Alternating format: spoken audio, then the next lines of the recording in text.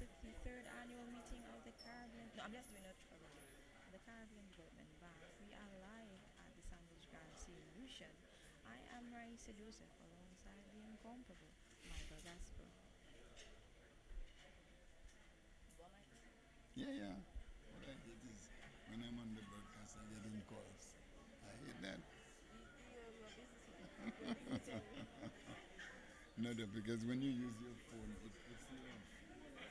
We'll say that by all means.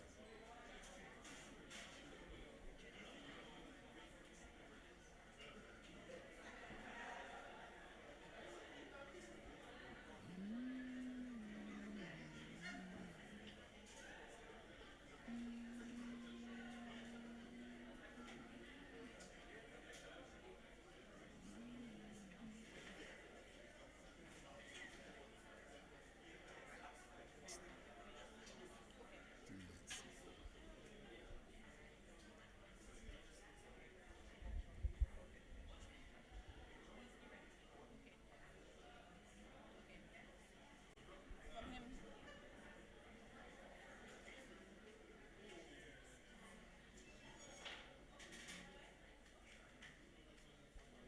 And welcome to the opening ceremony of the 53rd annual meeting of the Caribbean Development Bank.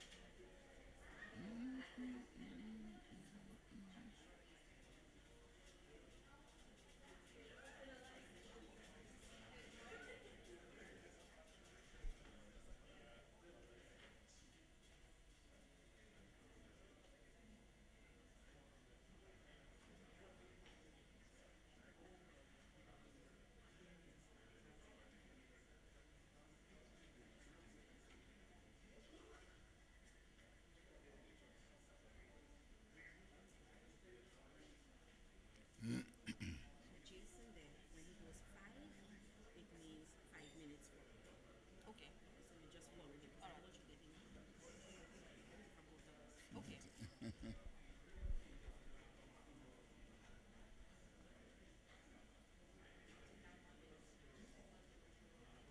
One minute, yes.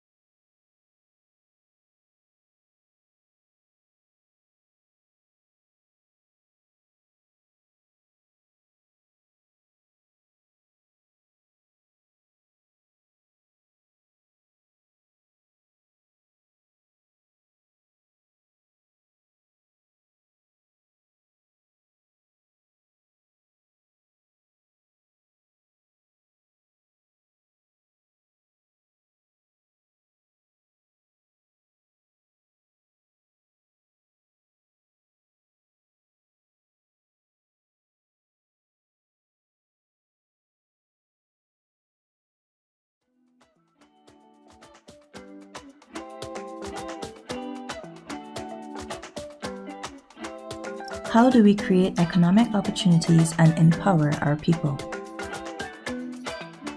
How can these opportunities decrease our vulnerability and increase resilience? How can our countries appropriately develop? And what can we do to ensure access to adequate and affordable financing? Join us in St. Lucia as we shape, create, reinforce, and adopt mechanisms, tools, and policies to marshal the funds necessary for our countries and citizens to thrive. At CDB's 53rd annual meeting, we will focus on sustaining and accelerating development through adequate and affordable financing for our future.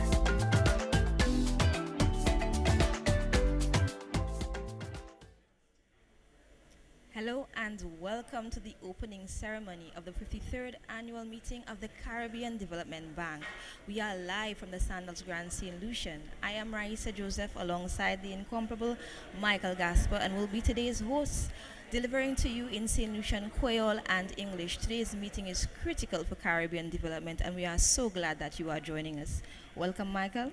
Merci Raissa et bonjour, bienvenue pour le programme spécial qui nous a porté pour matcher c'est commencement grand meeting, ça c'est 53e meeting board, ça c'est Banque Développement Caraïbes, CDB, qui est établi en Barbade, avec ma meeting, c'est la qu'a fait en Saint Lucia aujourd'hui, et nous avons bienvenu tous ces pays qui ont participé, qui ici, et puis nous, particulièrement ces pays qui ont parlé créole, nous avons dit bienvenue pour eux tous. Bienvenue tout le monde.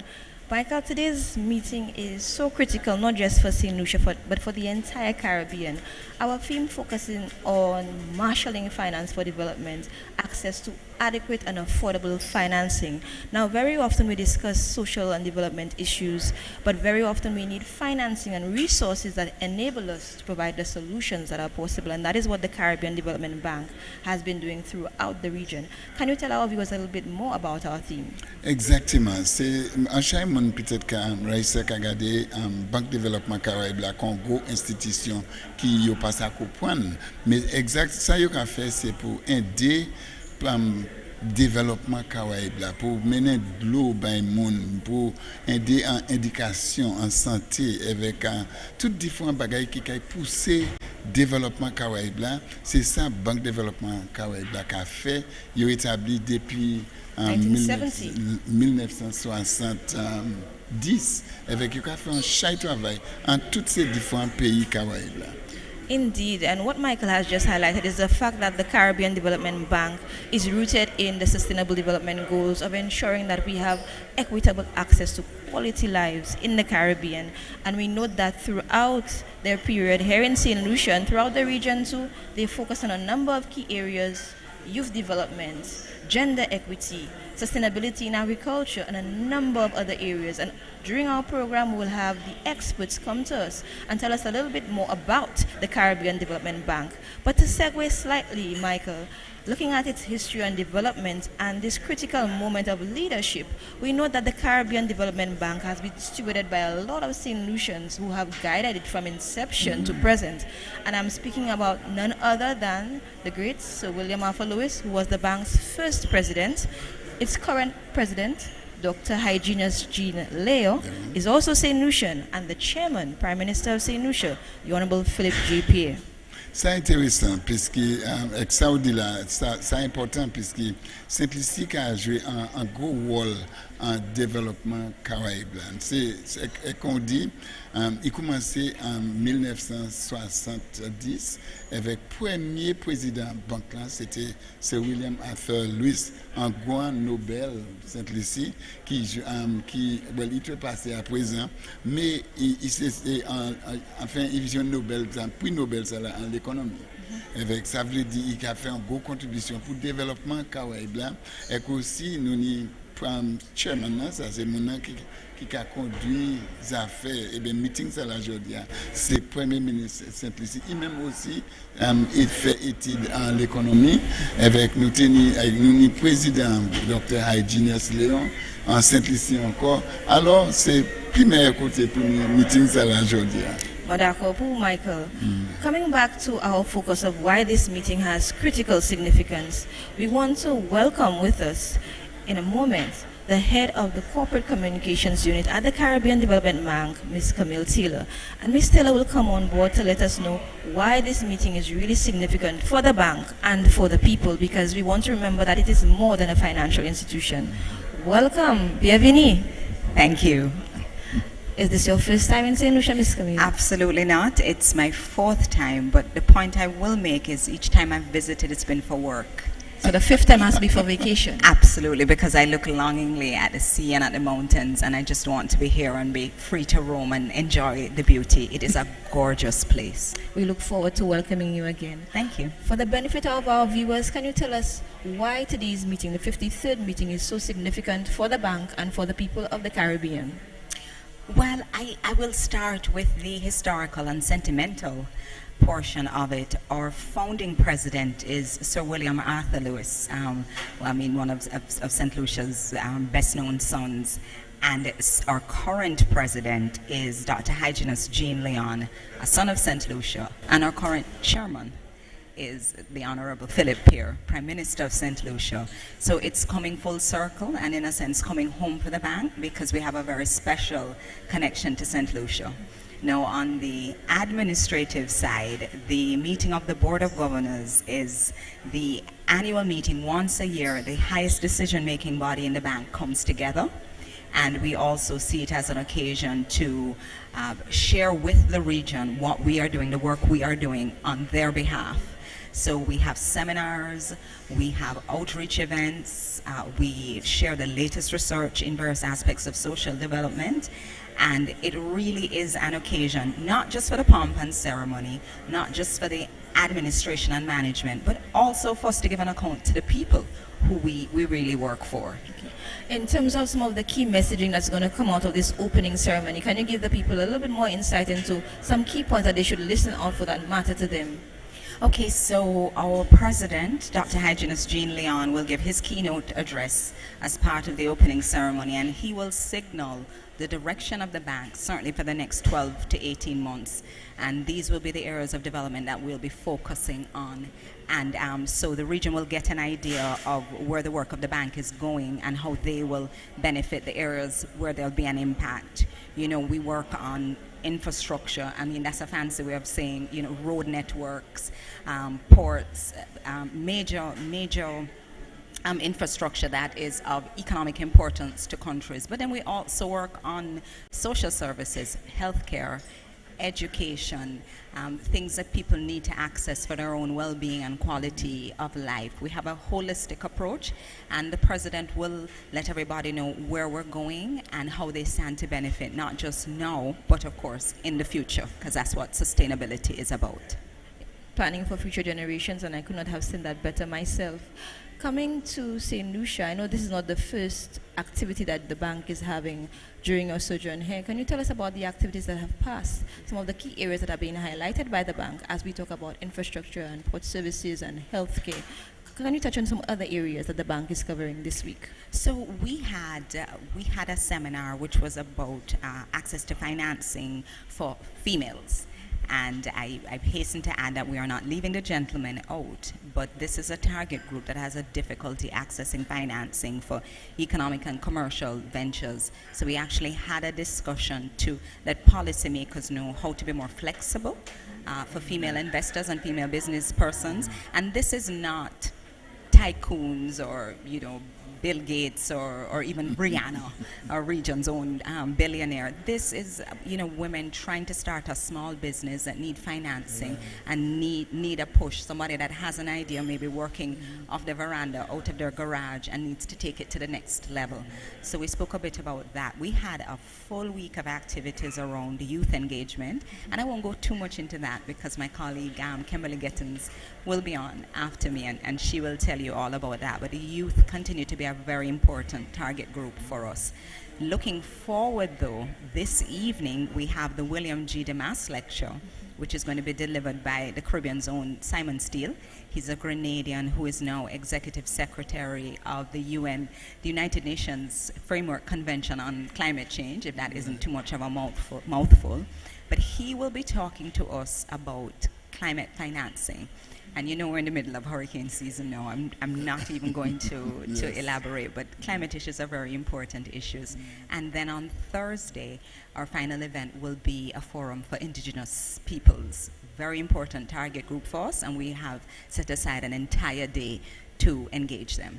Well, we have had a full program of activities very relevant to the Caribbean civilization, and as you touched on the lecture this evening, I hope that our viewers can log in as we face El Nino and a number of climate challenges. We know that our intellects will rise to the occasion. Thank you so much for sharing with us. Thank you very much. It's been a pleasure to be here. Wonderful. Yes. Oh, intéressant tout bonnement. Yes, Camille gave us quite a lot of food for thought to reflect on, because very often we see that meetings are taking place, but we are unaware of what they're trying to do. So let's give a recap for our Creole listeners. Oui, ça a été dit nous, c'est exactement qui manière qui raison qui banque là établi pour qui ça, qui manière il s'agit de développement différents mondes, différents secteurs.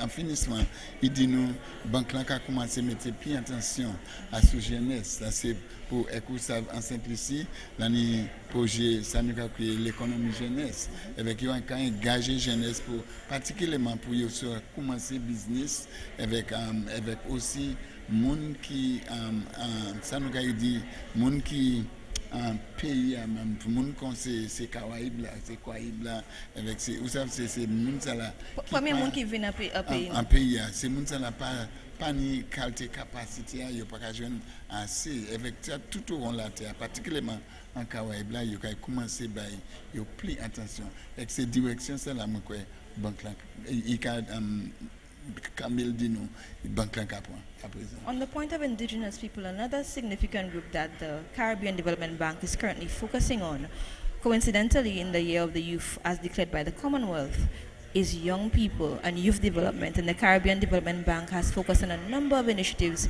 aimed at ensuring that our citizens, our youth, our present leaders are empowered. And it's my pleasure at this time to welcome Kimberly Gittins, social analyst from the Caribbean Development Bank. Kimberly, welcome. Welcome. Sakafet. Moi, bien, merci. Voilà, et puis Michael, comment vous êtes? Ou bien, merci. Bien, merci. Bien, merci. Yeah. Welcome. I'm sure our Bajan brothers and sisters will be very proud of your Creole today.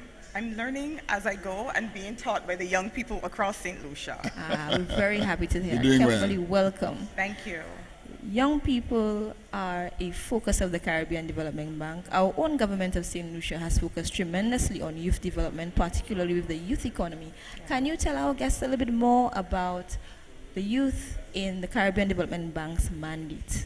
Sure. So the bank was established, as everyone knows, in 1969 and began operations in 1970. A key part of the bank's mission is to ensure harmonious growth and development across its BMCs. And it's impossible to do that with our young people excluded from the development space.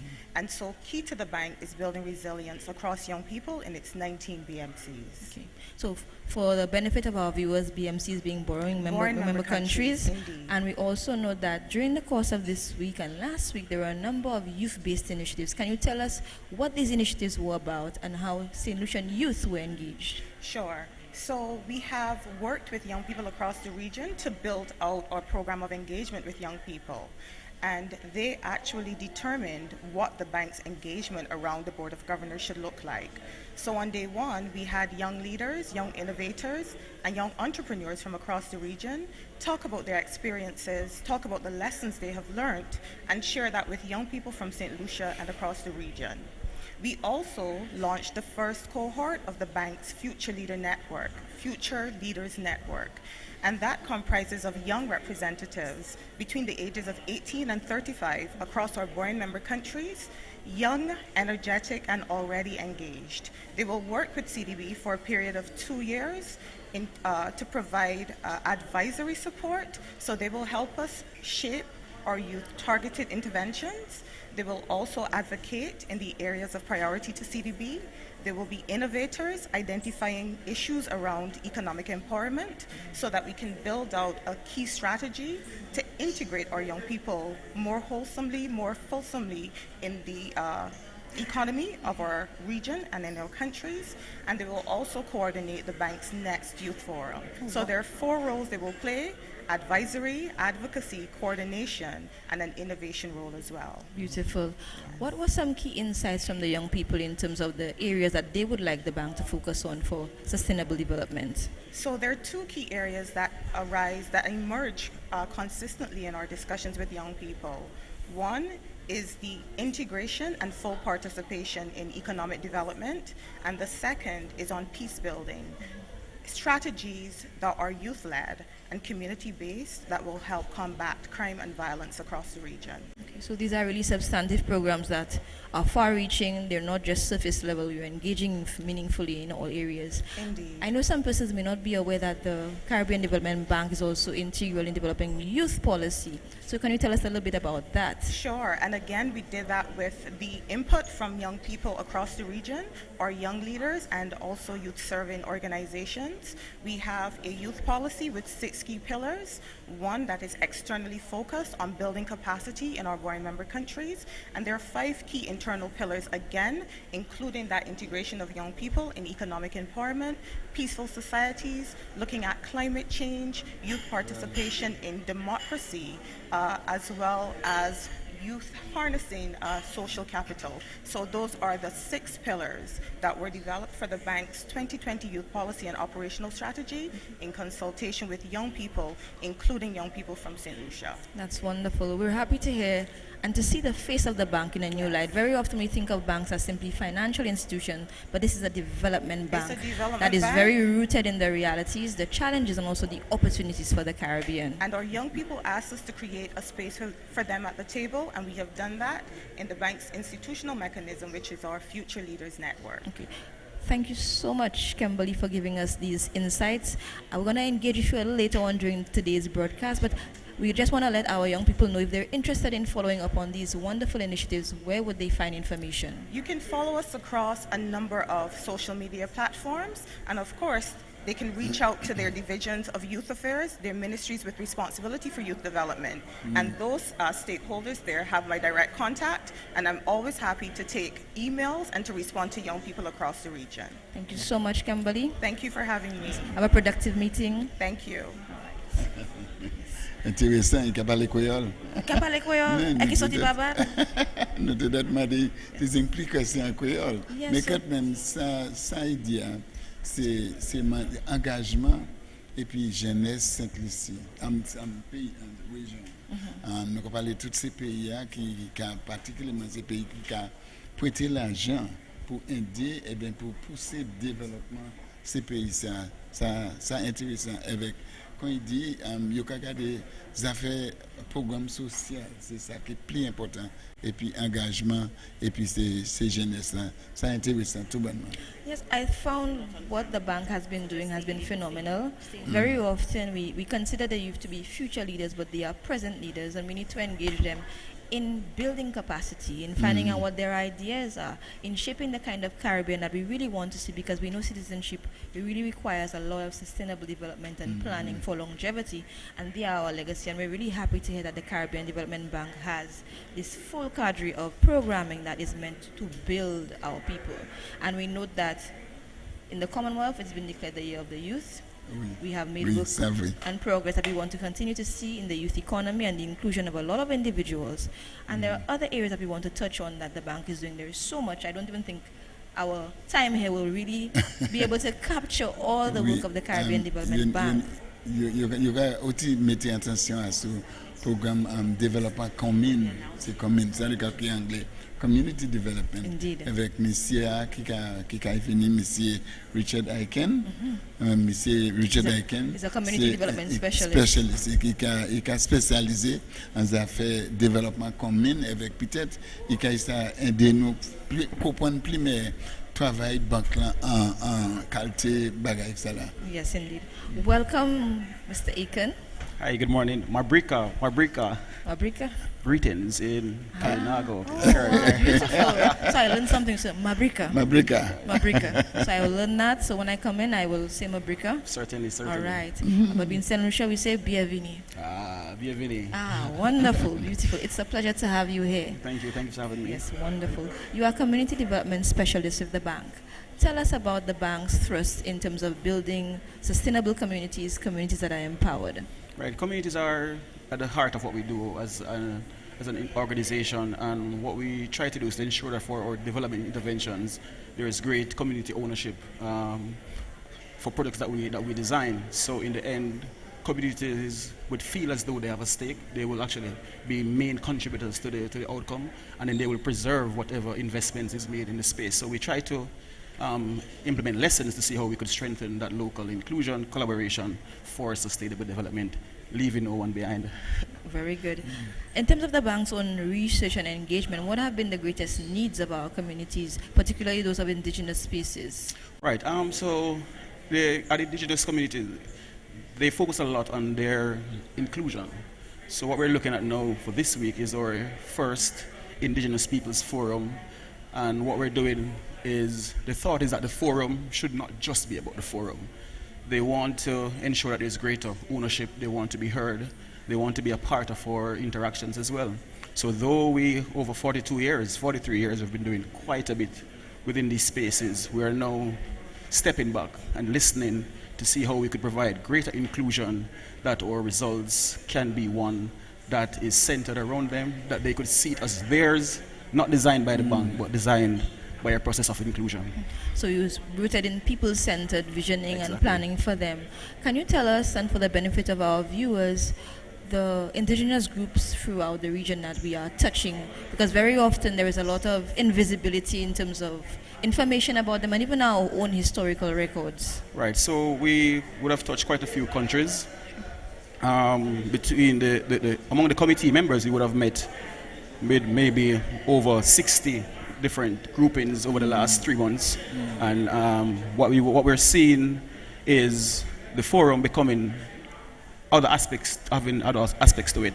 So there's a research component that would happen post forum to dig even deeper into their issues. We actually have an Indigenous Peoples exhibition on the outside, and we'll have participants from Suriname, both the Maroons and the Amerindians. We have Dominica, Kalinago, we have Jamaica, the Maroons, we have Indigenous people within Saint Lucia as well that we're also engaging. So that's the kind of interest that we're trying to promote, where we bring them not just to conversation but the actions as well. And I think even most important, I would think, is that we're having 3 satellite locations on Thursday, where we'll have people traveling from remote villages in Suriname starting tomorrow to head to Paramaribo, where those Maroons and Amerindians will come together to participate virtually with the forum. We'll have another space in the Kalinago territory at the Century Center. And thirdly, in Belize, we'll have 10 Mayan leaders traveling from tomorrow again to Bella Vista to join us online for that. So even though we're here in Saint Lucia, we understand their local dynamics, the distance scenario, but we're bringing people to the forum so that they could be a part of the conversation. Magnificent. They are the ones who are making some of these recommendations, and the bank being flexible, trying to accommodate as best as possible. This is incredible. Let me just ask you, is it part of a cultural revival for the Caribbean? Well, I think yes, and I think CDB being the Caribbean's development bank, we are best placed to start that conversation of inclusion, manifested not just in dialogue, but in action, as will be demonstrated on June 22nd. Yes. But tell our viewers a little bit more about how they can tune into that very critical discussion, because listening to you, I feel like I need to travel to actually meet and be participating in this forum. Right, so there'll be an opening session that will broadcast live at 8:30 in the morning. And what we'll do as well, we'll have a number of other sessions that we will be sharing and allowing persons to participate as well. So we definitely sharing more information, but again, the forum is not just about the forum. So there'll be a number of other opportunities that we could share and continue the dialogue as we seek to empower in a space where this intervention should be mutually beneficial for CDB, but even more importantly, For the people. for Indigenous people. Thank you so much, Mr. Aiken. You've given us quite a lot to digest and process, new information that I think many Caribbean persons need to know about the work of reaching our very diverse space that is the Caribbean, and taking care of the very first peoples will to ensure that we are alive and here today. Thank you. Thank you so much for having us. Mabrika. Mabrika. We learned something today. Yes. Mabrika. Expanding our language diversity in a bilingual state. Exactly. It's beautiful. Oui, je suis bien content pour tant exactement ça qui a passé. One more interview for you. Just keep. Ok, bien, particulièrement, ça a été dit nous à sous moun, moi regarder pour moi, m'a voulu dire indigène, mais c'est moun, c'est premier c'est moun qui vient en ces pays, puisque en chaque délai c'est moun ça là pas qu'à joindre attention yo mérité. Et moi bien content que Banque Développement Caraïbes là qu'a changé ça avec aider ces moun ça là pour pousser le développement ça là, particulièrement en Dominique, moi après assuré que c'est moun sa la ni territoire yo avec yo ni moi quoi un gouvernement yo ni en place un gouvernement avec ces qualités c'est bagay ça là nous quoi nous besoin en Caraïbes là. When we think about human rights and development, very often we do not think about the indigenous peoples, but if we think about their own historical experience of nearly being annihilated via genocide, I think it's very important that the bank's roots begin with our first peoples. And we like the fact that they're being included in a variety of ways, and the bank is meeting them where they are to empower them. And as you rightfully said, opportunities are necessary for their empowerment, given their experience. I know that, for example, the UE would have provided scholarships in some forms for them to access tertiary-level education. So knowing that the bank is also a partner in ensuring that we do not leave anyone behind in the region is very important to us, and I'm hoping that our viewers can join the broadcast on Wednesday to find out about the Indigenous Peoples Forum and to follow the Caribbean Development Bank on its pages on social media and caribank.org. Right, malheureusement, moi pas en Suriname et puis Belize où moi participé en qualité activité ça là. Mais moi apprendre nous ni en l'autre monde qui a venu pour nous parler puis qui le sait. Yes, let me just take a look at who will be joining us shortly. Eh bien, pas de temps, Raissa, qu'a regardé qu'il y a mon qui est venu tout à l'heure, nous en Sanders Grand pour 53e meeting quand c'est Banque Développement Caraïbes là, c'est une grosse occasion tout bonnement. Et puis banque nous avons musique police band Saint Lucia, nous avons chaque monde qui a venu ensemble et qui a préparé. Nous avons préparé Yes, pour we're going to be welcoming another distinguished gentleman, Mr. Daniel Bess, on projects within the bank. And we've been able to see a lot of faces that have given us a real understanding behind the bank, behind the logo, behind the finance, to see that we are rooting and rooted and trying to reach people. L'argent. Welcome, Mr. Bess. Hey, good morning, Raisa. Yes, I don't want to do Raisa. violence to your name. No, I'm Michael. That's Thank you. right. Thank you Welcome. for having us. How are you doing? Absolutely fabulous. I'm in Saint Lucia. Oh, I'm at the wonderful. Helen of the Caribbean. That's Yes. right. It's not to be Welcome. good. Absolutely beautiful to be here. It is a pleasure to have you. Thank you.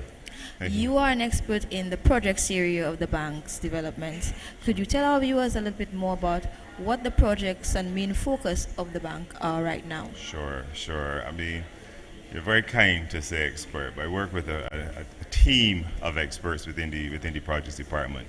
And within the department, we are responsible for the investment lending of the bank. And we have, a number of areas of focus that are really germane to the development of the region. So the energy sector, for instance, energy, there's water, of course, there's education, there's citizen security, which of course is front and center, there's urban development, there's transportation and the interconnectivity therein. There's agriculture and food security, and seeking to support the CARICOM's agenda for the 25 by 25, reducing the food import bill by 25% by 2025. So we respond, of course, underpinning all of this is gender equality.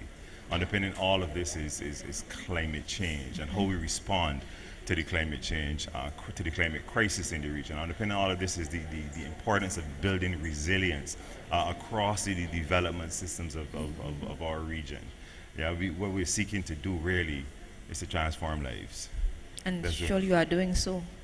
Absolutely. I mean, yeah, please. On the note of climate change, I wanted to know whether or not it has exacerbated particular challenges, for example, in terms of food insecurity and some of the bank's areas of focus that we recognize that there might be more impetus on particular areas. Yeah, absolutely. So, one of the decisions we took as a bank, I want to say maybe about 5 years ago, is that all recipients of CDB financing, any project that CDB finances must undergo a climate risk and vulnerability assessment. So we incorporate climate design into our projects, every project, and even technical assistance, to ensure that what we're doing really is building infrastructure, is supporting systems that are climate resilient. We appreciate the fact that a lot of most of the infrastructure in our region was built for a climate reality that no longer exists.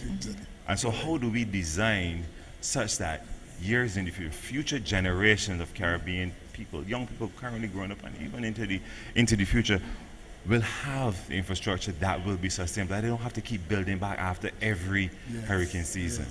So this is what we do. So for instance, as you mentioned, even in terms of food security, we appreciate the fact that, we encounter periods of severe drought, or we encounter periods of severe flooding, both of which, impact crops. How we have treated with agriculture is in a number of ways. One is, of course, what we call climate smart agriculture. We seek to design our projects to respond more sustainably to the climate conditions. So, for instance, we do projects that incorporate drainage, appropriate drainage, using groundwater where available.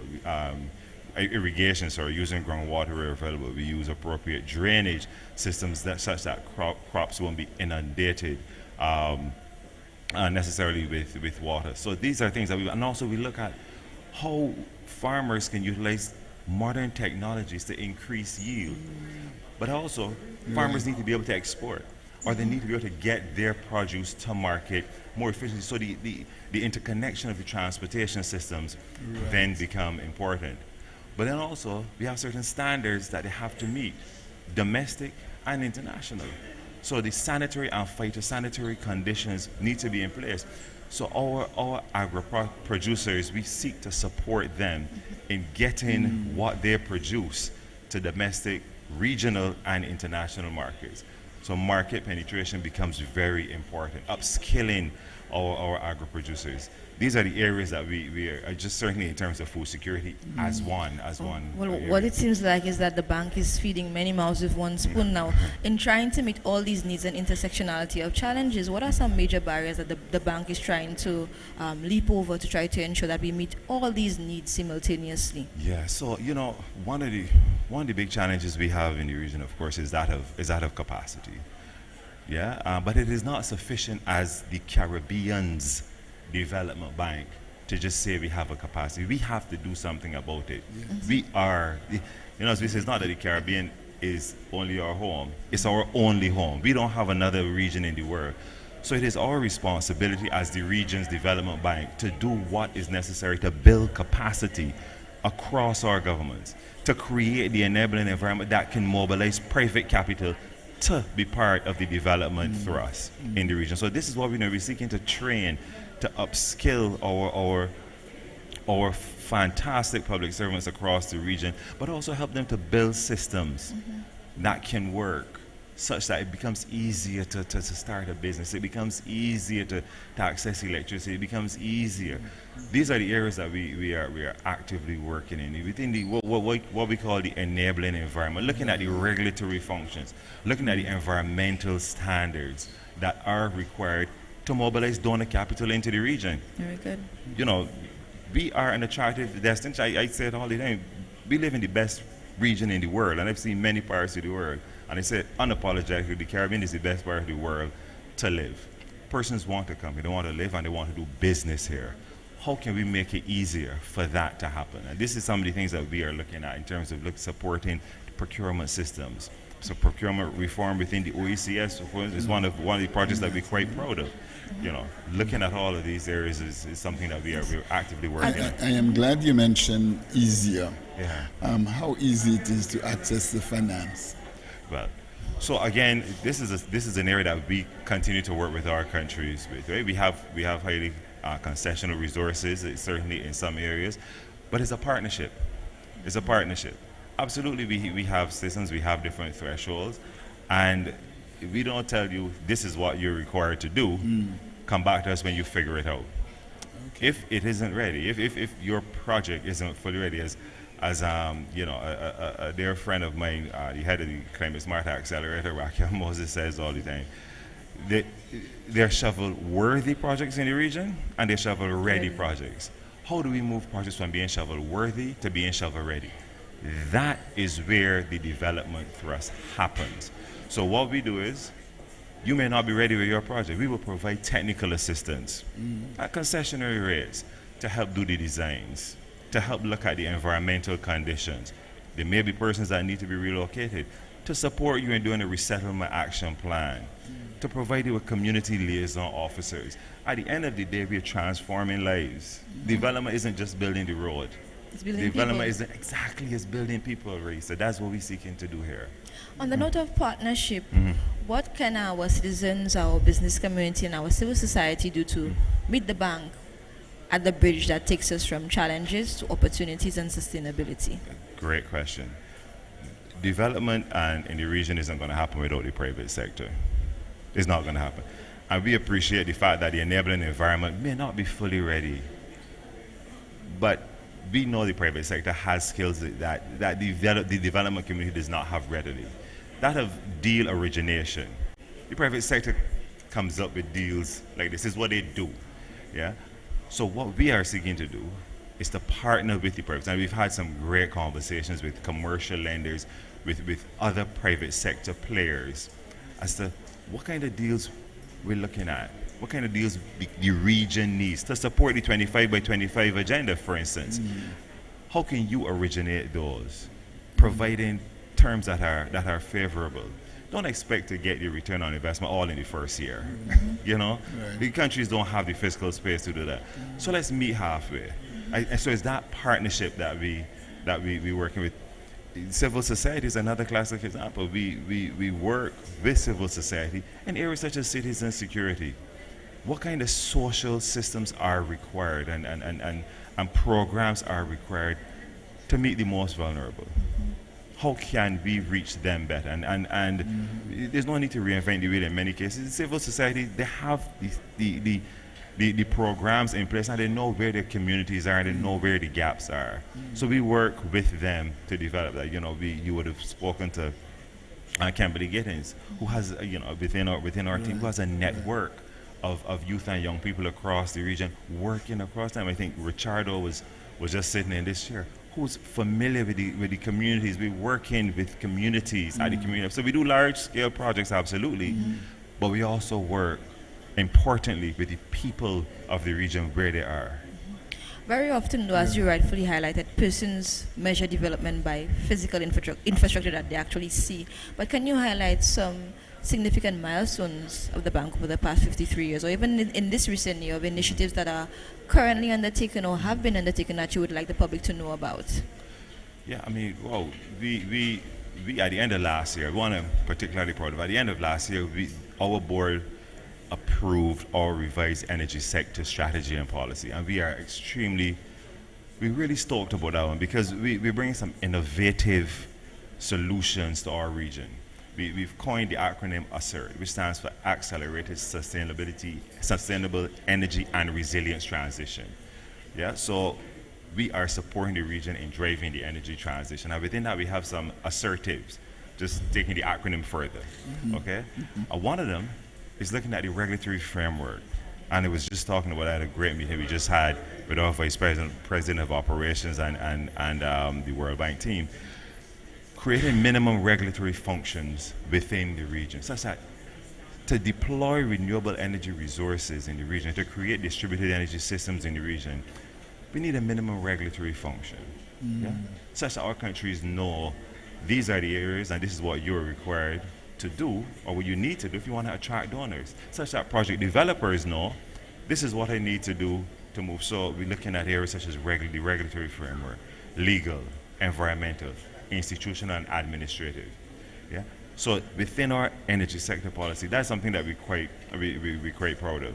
And one project to name one, we have developed a project with St. Kitts and Nevis in particular, looking at how they can export their geothermal and resources through something called a contingent recoverable grant. So we provided $15 million in resources to develop the geothermal. Now, if the resource is proven, it converts to a loan because now you're getting a return on it.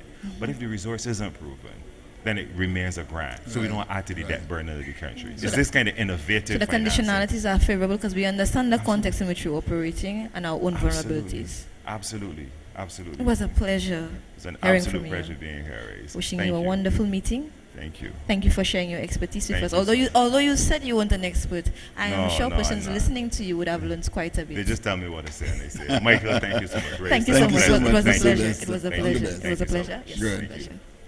Very, very knowledgeable. Very knowledgeable. Man is on top of this game, Oh, yes. and he knows. And the bank has done quite a bit in terms of project development in the region.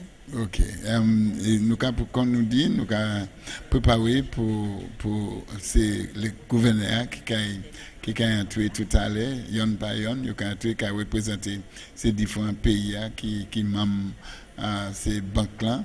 Avec tout le monde s'amuse à parler, avec c'est ça nous avons espéré pour lui. Là, il y a entré l'autre dignitaire, j'ai entré en dedans, and perhaps I can say that in English, that we are waiting the arrival of the representatives, the governors of representing the various islands, borrowing countries of the Caribbean Development Bank. So this is what's happening at the moment. Tout le monde s'en a parlé.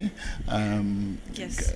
So at this time, we just want to let our viewers know, and those who are just joining us, we are at the opening ceremony of the 53rd annual meeting of the Caribbean Development Bank. Very critical developments to sustainable development of the region, our people, projects, ensuring that our region can access finance. We're marshalling finance for development. But at this time, I want to remind our viewers that they can view our broadcast at MBC and Real FM, the Caribbean Development Bank's social media pages, and also online. We'll be going to a break, but we want you to stay tuned with us. When you return, we enter into our procession and the meat of the matter for today, our keynote addresses from the President of the Bank, Dr. Hygienist Jean Leo, and also the Chairman, the Honorable Prime Minister of Saint Lucia, Philip J. Pierre. Thank you so much for viewing.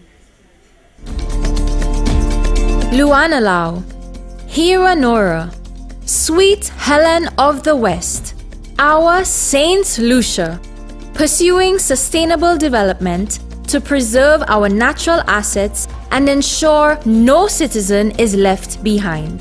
We believe development must be holistic, leading to enhanced social services, increased productivity, and improved infrastructure.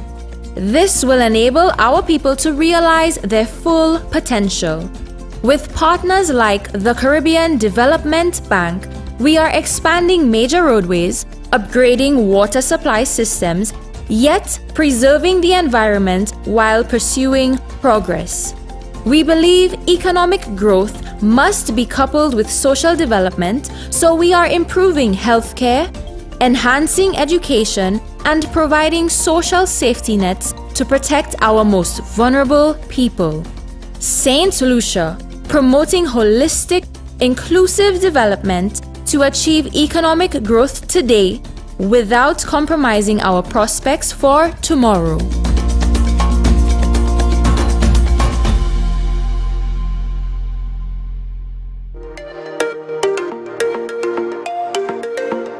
Luanalau, Hiwa Nora, Sweet Helen of the West, our Saint Lucia, rich in culture, beauty, and creativity, unwavering in our commitment to improving the lives of our people. We believe in facilitating economic inclusion for all citizens. Our youth economy is enabling young people to transform creativity into viable commercial activity.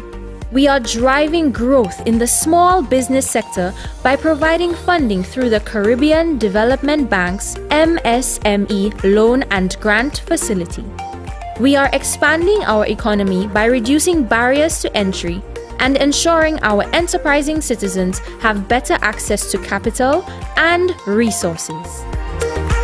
Saint Lucia, affording our people opportunities to make meaningful contributions to our economy, our society, the region, and the world.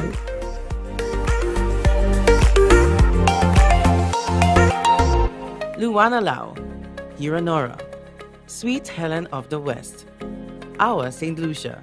As a small island developing state, we are vulnerable to the impacts of climate events and natural hazards, and we face impediments in accessing financing to mitigate these effects. To overcome this challenge, we will be among the first countries to issue a blue bond, with proceeds to be used to finance projects that increase access to clean water, improve sanitation services, sustainably enhance fisheries, preserve our ocean space, and protect marine life.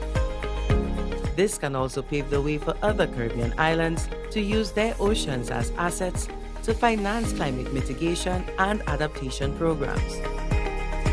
St. Lucia, safeguarding our precious natural resources, which are the backbone of the national and regional economy.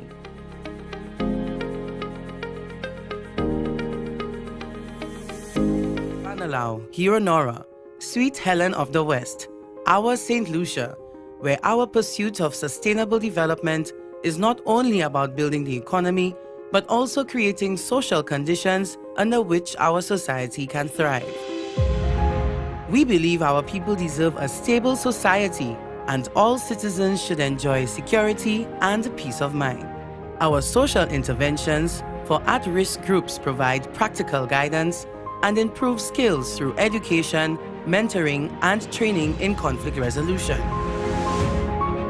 We are also forging partnerships between government agencies, civil society, and community-based organizations to strengthen immediate support systems and offer socially viable alternatives to vulnerable groups.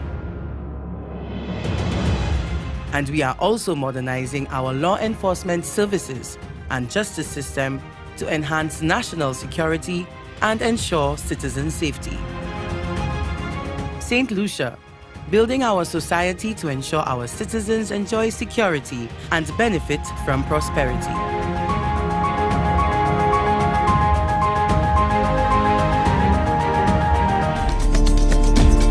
Luanalau, Hiranora, Sweet Helen of the West, our Saint Lucia, pursuing sustainable development to preserve our natural assets and ensure no citizen is left behind.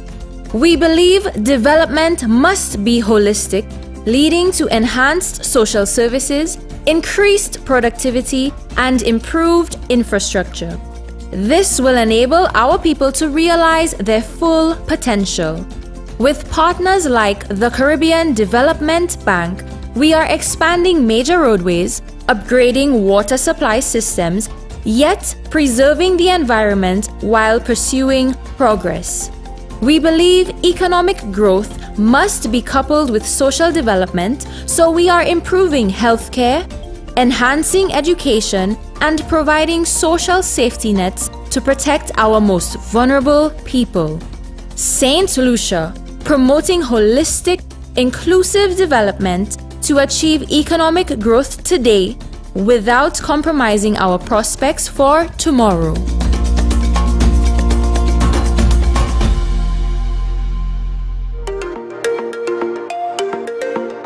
Luanalau, Hiranora, Sweet Helen of the West, our Saint Lucia, rich in culture, beauty, and creativity, unwavering in our commitment to improving the lives of our people.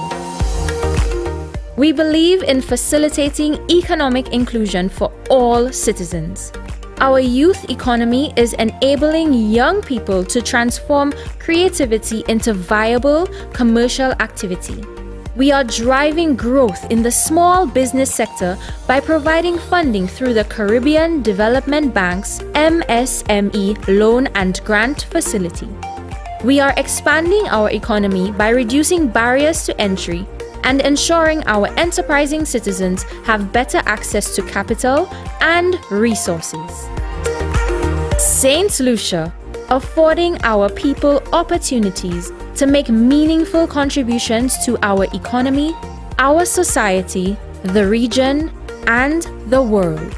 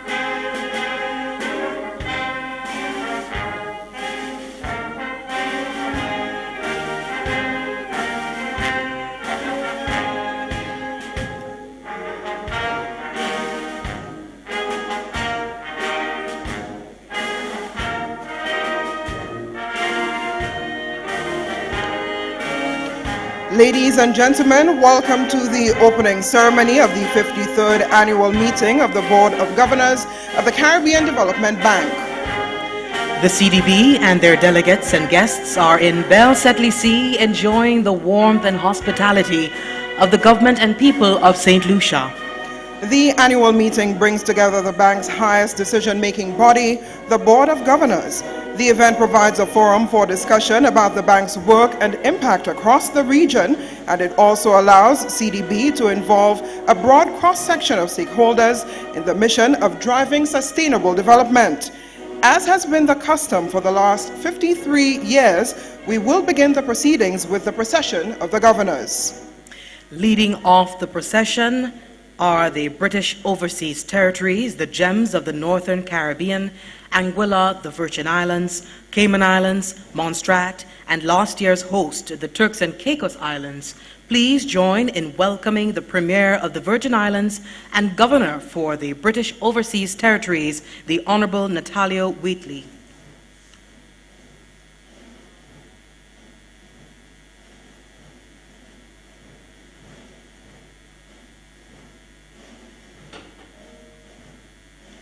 Next, we have the Governor for Antigua and Barbuda, hailing from the land of 365 beaches, one for each day of the year, Ms. Rosanna Davis Crump.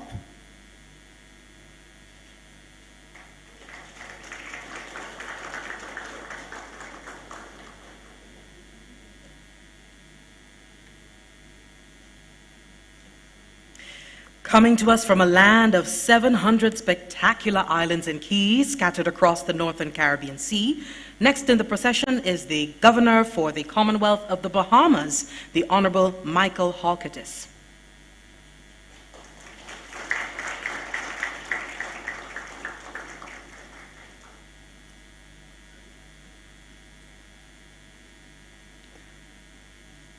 They give us the Right Excellent Sir Garfield Sobers and the Right Excellent Rihanna. Please welcome the Governor for Barbados, the Honourable Ryan Strawn.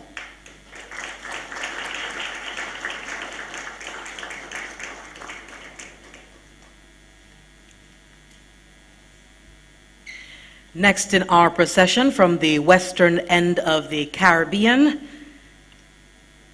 home to the world's second largest barrier reef, is the Governor for Belize, Dr. Osmond Martinez.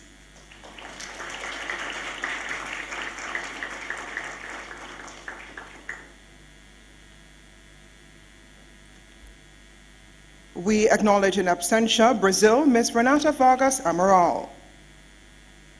Next up, representing the Great White North, the land of maple leaf and countless lakes, the Governor for Canada, Ms. Cheryl Urban.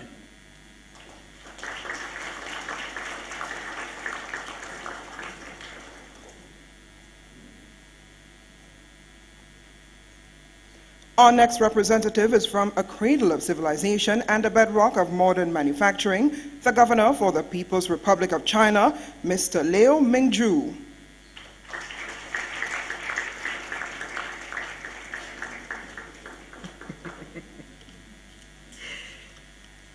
We say bienvenido to the envoy from the country where lofty snow-tipped mountains tower high above the lush equatorial forests, the Governor for Colombia, Ms. Luz Stella Campillo.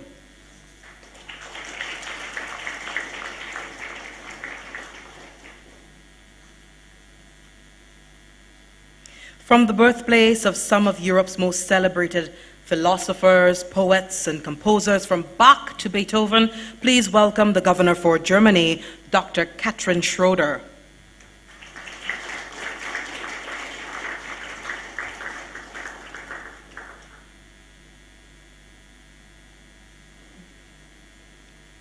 Representing the Spice Isle and home of Olympic champion Kirani James, Grenada, the Honourable Lennox Andrews.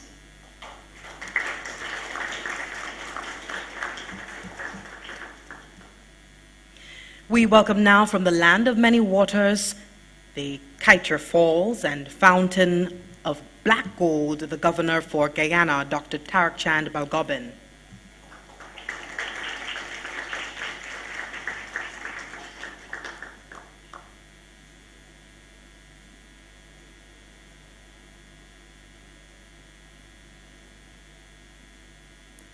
Entering now from the second oldest independent country in the Americas, the birthplace of Toussaint Louverture, please welcome the Governor for Haiti, Mr. Fitzgerald Louis.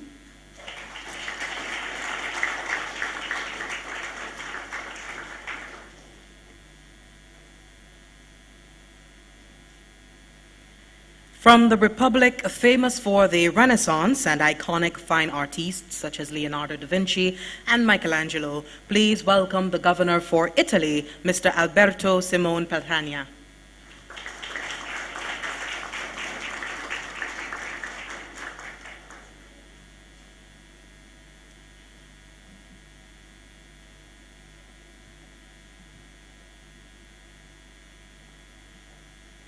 Coming to us from the land of Usain Bolt, Bob Marley, and Blue Mountain Coffee, please welcome the Governor for Jamaica, Miss Diane Black.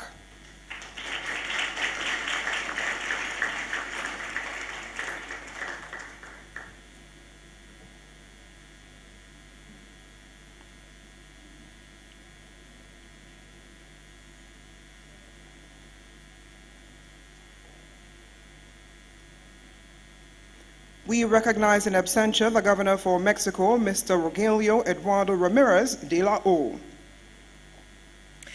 And with us from the Twin Island Federation, a land of magnificent mountains and glorious scenery, is the Governor for St. Kitts and Nevis, Miss Hilary Hazel.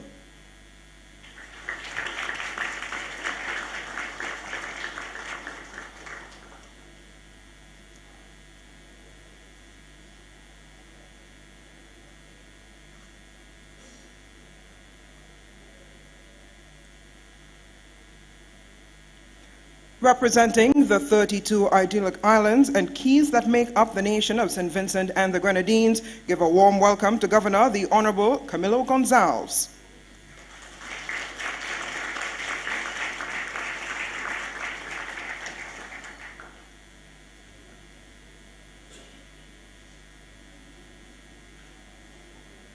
We acknowledged in absentia the government for Suriname, the Governor for Suriname, Mr. Kamikchand Raghubar Singh. Coming up next in our procession of governors, from the land of Pan and Calypso, the Governor for Trinidad and Tobago, Miss Marie Hines.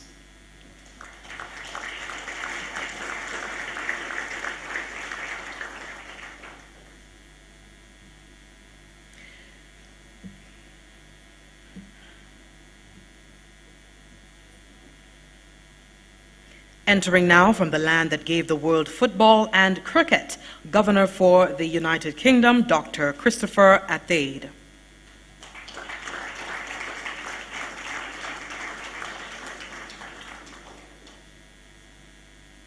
And now from the land of Simon Bolivar and home of the world's tallest waterfall, the Governor for Venezuela, Ambassador Raul Licausi.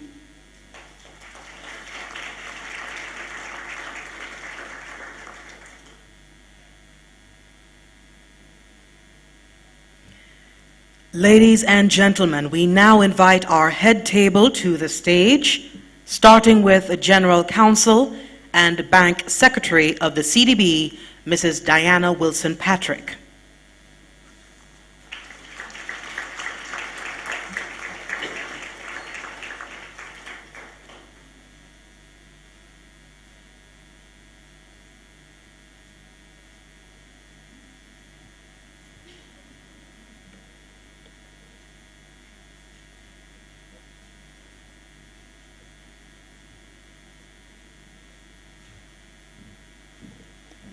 Acting Vice President, Corporate Services, Mr. Philip Brown.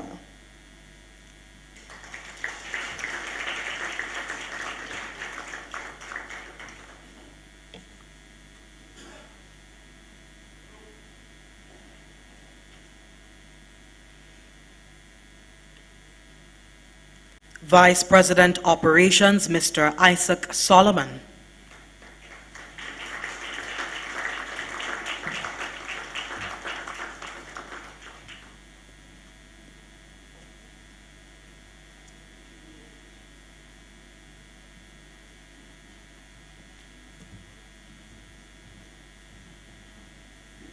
President of the Caribbean Development Bank, Dr. Hyginus Jean Leon.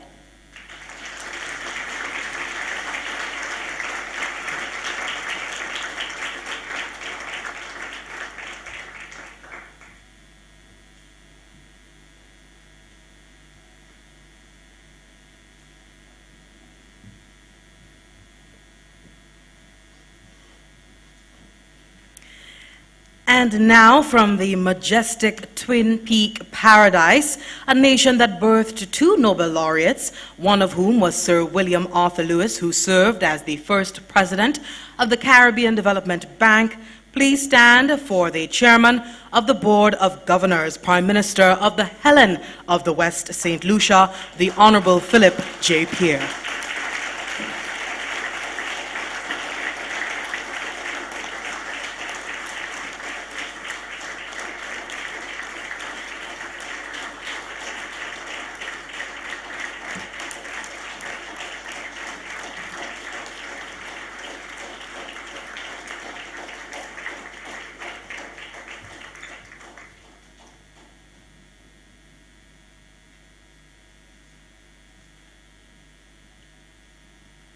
Ladies and gentlemen, we welcome the arrival of His Excellency, Mr. Cyril Errol Charles, Acting Governor General of St. Lucia, and Her Excellency, Mrs. Anicia Charles.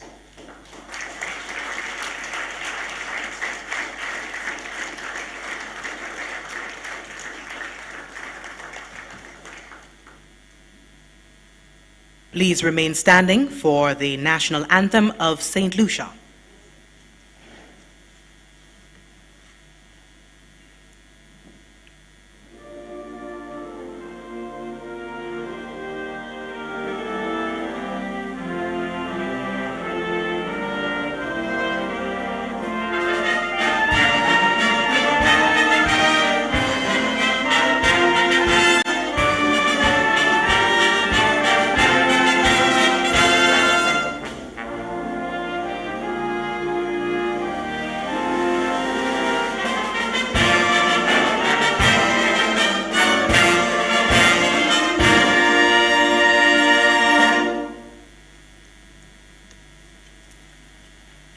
Please remain standing for the invocation delivered by the Reverend Tui Nuku from the St. Lucian Christian Council.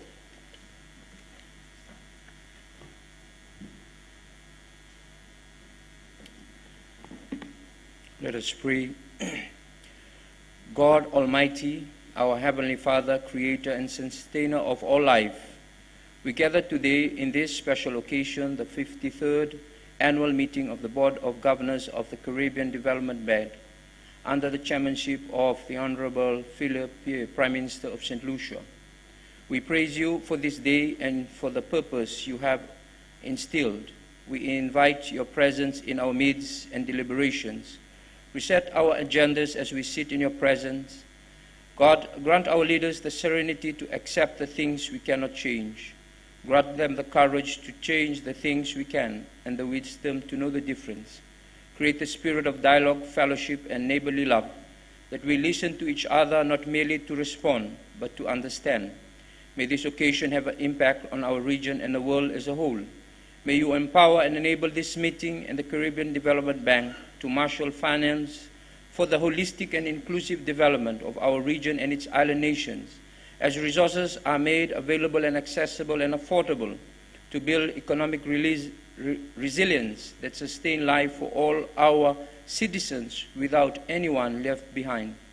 May the objectives of this deliberation be met in which there is leverage for collective knowledge, innovation, creativity in our Caribbean region that fosters resilience and drive economic diversity and increase the competitive advantage of our countries, that no one is left behind and all can live together in peace and harmony, sharing the limited resources.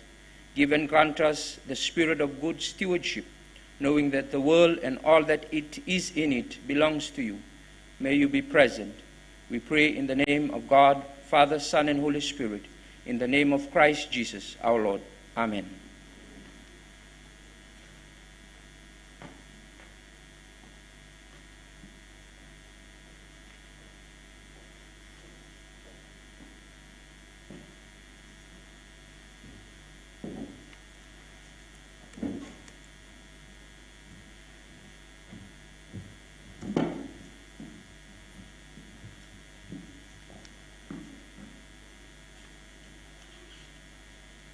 Ladies and gentlemen, you may be seated.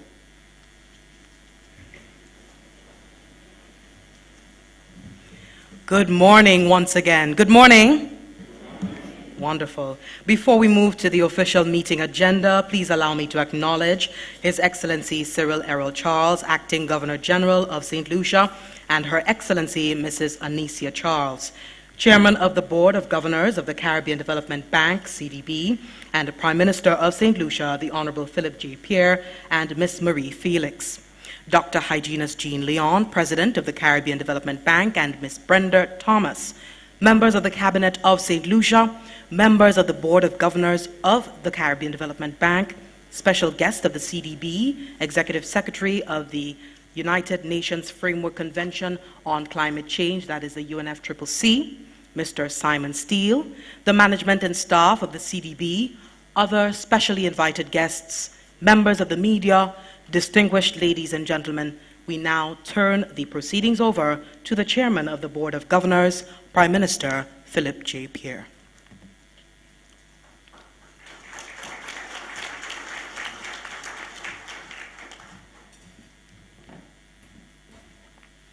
Good morning. Morning, everyone.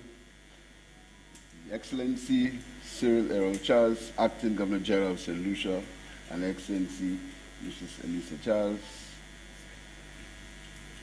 members of the Board of Governors of the Caribbean Development Bank, Dr. Hygienist Jean Leon, President of the CDB, members of the Cabinet of Saint Lucia, specially invited guests and our guest speaker, Mr. Simon Steele, senior management and staff of the Caribbean Development Bank, other specially invited guests, ladies and gentlemen. It is an honor and distinct pleasure to welcome delegates and observers to the 53rd annual meeting of the Board of Governors of the Caribbean Development Bank. The beautiful island of Saint Lucia offers the perfect opportunity for relaxation while you engage in the business of the conference. There are few regional institutions that have served so well and with distinction the common good of the people of this region. I believe this is to be true for its 5 non-regional members and its people, as it is for its 20 regional members. Forgive me for basking in the joy and pride of St. Lucia National's contribution to this institution. This 53-year-old institution was first headed by St. Lucian Nobel laureate Sir William Arthur Lewis during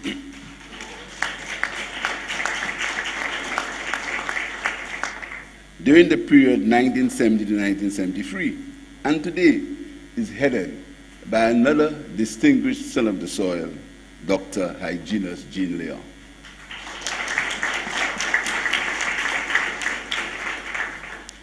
The CDB remains a source of pride and inspiration for all the people of the Caribbean, and reminds us that within our region, we do have the talent, the dedication, the discipline, and commitment to build strong institutions, to support our respective economies and countries, and to assist in the coordination of developmental programs for our people.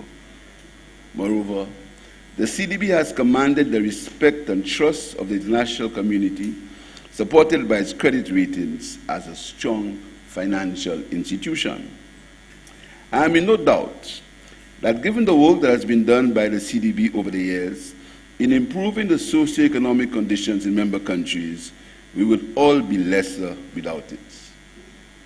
This meeting is a great opportunity for members to discuss issues that affect the lives of our countries and figure out solutions to improve the lives of our people. I believe the theme of the annual general meeting, Marshalling Finance for Development, Access to Adequate and Affordable Financing, is appropriate, particularly at this time as small island states continually struggle with the task of improving infrastructure while reducing poverty, but they have reduced access to financing as they cope with a false notion of development defined in its present context. The damage caused by COVID-19 persists. While we try to return to pre-pandemic levels of development, we continue to battle with sluggish economic growth, high levels of unemployment, high debt burden, security of citizens' concerns, and supply chain issues worsened by the ongoing war in Ukraine.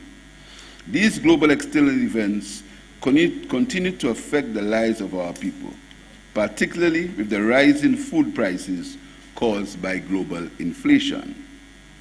Marshalling financing for development is indeed a huge task, at the time when it has been established that climate change is real, no longer considered a myth or conspiracy. Our region is considered the second most disaster-prone area in the world. Our countries experience a diversity of hazards. Hurricanes, floods, earthquakes, and tropical storms visit our shores regularly, causing extensive damage to physical infrastructure and sometimes nearly wiping out the entire GDP of our countries in loss and damage within mere hours. The once 100-year hurricane could now be once every year. And so, disaster risk reduction, mitigation, building resilience and recovery, which requires substantial financial resources, have all become the top priority action area for the survival of our countries. It is imperative that the region seeks solutions born out of the region that are unique to our circumstances. The need for adequate financing to improve the quality of life for the people of our region. However, the effect on the quality of life of our people by natural disasters are, to me, the critical challenge for policy development makers. Since its establishment 50 years ago, the CDB has served the Caribbean countries well, mobilizing and deploying developmental finance to spur economic growth to improve the lives of our people. However, the challenge at this time, in an environment of rising interest rates and lower than expected world economic growth forecasts, how does the bank find its way to fulfill the demands of its clients as they seek finance for their development? As the theme says, that finance must be affordable and adequate, and allow me to add, accessible and timely. I believe that this challenge is not beyond the capabilities of the CDB or original thinkers and thought leaders. As a first step, the President has been advocating for the inclusion of recovery adjustment to the matrix in the calculation of our gross national income, the calculus now being used to measure our economic growth.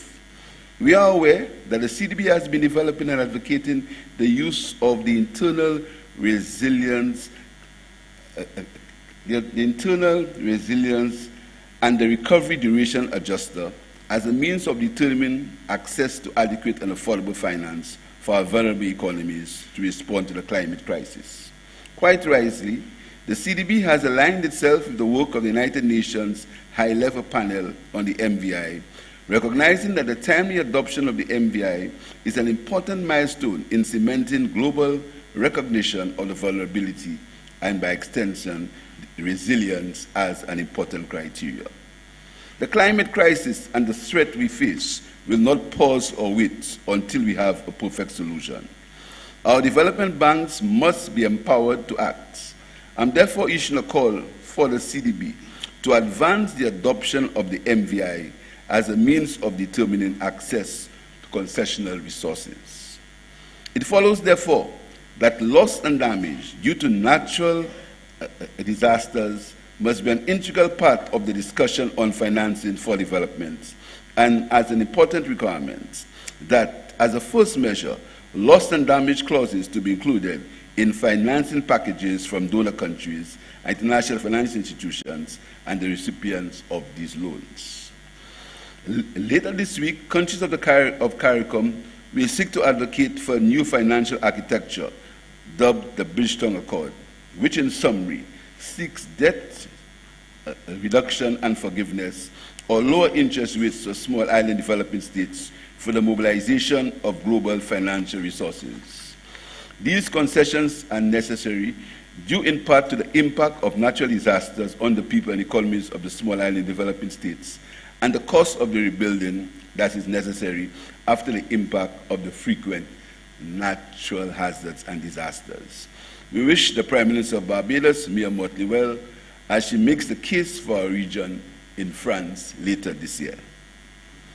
It is imperative that our regional agenda finds adequate and suitably designed financing mechanisms to build social, economic, and environmental resilience, and also provide the necessary fiscal space to properly respond to climate change-induced disasters, such as hurricanes, droughts, floods, rising sea levels, and rising temperatures that affect our economies with increasing intensity and frequency.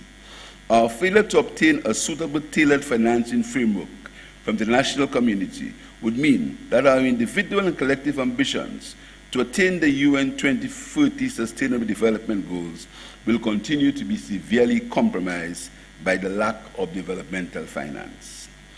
1 year ago, on accepting the chairmanship of the bank, I committed to promote, among other things, 2 issues of regional importance: social and economic empowerment of youth and access to adequate and affordable financing for development, which has been a priority for the bank over the last few years. I have always focused on finding solutions to the chronic social and economic challenges facing the people of the country, the people of the region, particularly the youth. It was evident from research data that the unemployment rate for persons between 15 and 24 in the region was generally 3 times that of adult unemployment, and the region's youth were bearing a disproportionate share of the burden of poverty, marginalization, and exclusion from the developmental process. In that regard, I initiated measures to create the enabling environment for the youth of Saint Lucia to access existing and emerging business opportunities by establishing the Youth Economy Agency to convert hobbies into entrepreneurship and skills into business. The youth economy creates a special space in the economy with the necessary facilitation for youth-owned businesses to start, develop, and grow. Our goal is to harness the skills, hobbies, talents, and innovative capacity of our youth and channel this passion and creativity into successful businesses which can truly transform the lives of our people. In less than 8 weeks, a total of 102 grants have been issued to young entrepreneurs in diverse areas, ranging from agriculture, agro-processing, fashion, ICT, food and beverage. The Youth Economy Agency will this week be graduating 92 young persons following an intensive 3-week business training program. Successful participants will each receive an injection of $5,000 to bring their plans to life. The Youth Economy Agency has already conducted free business mixers at Grocery, Denver, and Library, with Sufre to come later this week. The Youth Economy Agency has also launched its mentorship program, but the most encouraging part is the active linkages that we see young entrepreneurs forming among themselves to support, to procure goods and services from each other. And that was only just one of the objectives of the Youth Economy Agency, already coming to life. Through the youth economy, we are expecting a cadre of young, disciplined, innovative, diligent, committed young entrepreneurs who will develop to become the successful indigenous business persons, forging strategic alliances among themselves while embarking on global and regional partnerships that will expose them to the opportunities in the region and the global marketplace. Our discussions during the course of the annual meeting are more crucial than ever. Our challenges are numerous, but not beyond the imagination, talent, and resourcefulness of our people. I'm convinced that we can continue to build a regional institution that can provide finance for climate changes, reset the debt issue, build capacity, and most importantly, improve the quality of life of the people of the region by providing financing in the areas of education, healthcare, manufacturing, tourism, climate, infrastructure, road and water infrastructure, food and energy security. We must commend the CDB for the support it has provided to Saint Lucia and the region to help navigate the difficult social and economic challenges of the COVID pandemic. While the CDB fulfills its mandate, countries must manage their economies to provide the necessary fiscal space to allow for the repayment of debt to the institutions, since the shareholders expect their resources to be used in the most efficient manner. I urge the CDB to remember that there can be no economy without people, and our policies must ensure economic sustainability, but not forgetting the social, health, nutritional, and economic well-being of the people of the region. For in the final analysis, it is the people whom we serve. I wish you a successful AGM and implore you, while in our beautiful island, to let her inspire you. I thank you.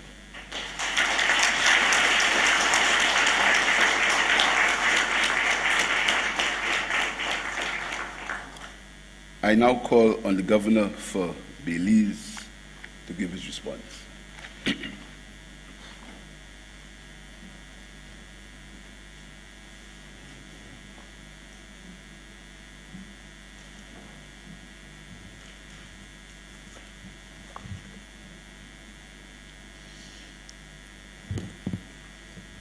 I would like to acknowledge the presence of the Acting Governor General, Mr. Errol Charles and Mrs. Charles, Prime Minister of Saint Lucia, Honorable Philip J. Pierre, governors, directors, the President of the Caribbean Development Bank, government representative, development partners, and other distinguished guests. Ladies and gentlemen, good morning. Firstly, I want to thank our host country, Saint Lucia, for the warmth of its people and the generous hospitality, a beautiful and fitting backdrop for the conversations to come. In this vein, I wish to recognize the hard work of the management and staff of the bank. Many times, their hard work and sacrifice goes unnoticed and unrecognized. The tremendous work being done across the region and the work that went into ensuring that this annual meeting is a success is worthy of commendation. I greet you all today on behalf of the Prime Minister of Belize, the Honorable John Briceño, the government, and of course, the citizens of Belize. It is an honor to speak to you all today, not only on behalf of my country, but also on behalf of all our borrowing member countries. As we know, we have much more commonalities binding us than differences. We are stewards of some of the best natural resources that Earth has to offer. We have rich histories that have bred unique cultures. On the other hand, we are also economically vulnerable with multiple significant constraints, and we are highly exposed to the risk of the global arena. In many instances, by standard to phenomena beyond our control. More than anything, though, the greatest thing we share in common is our resilience.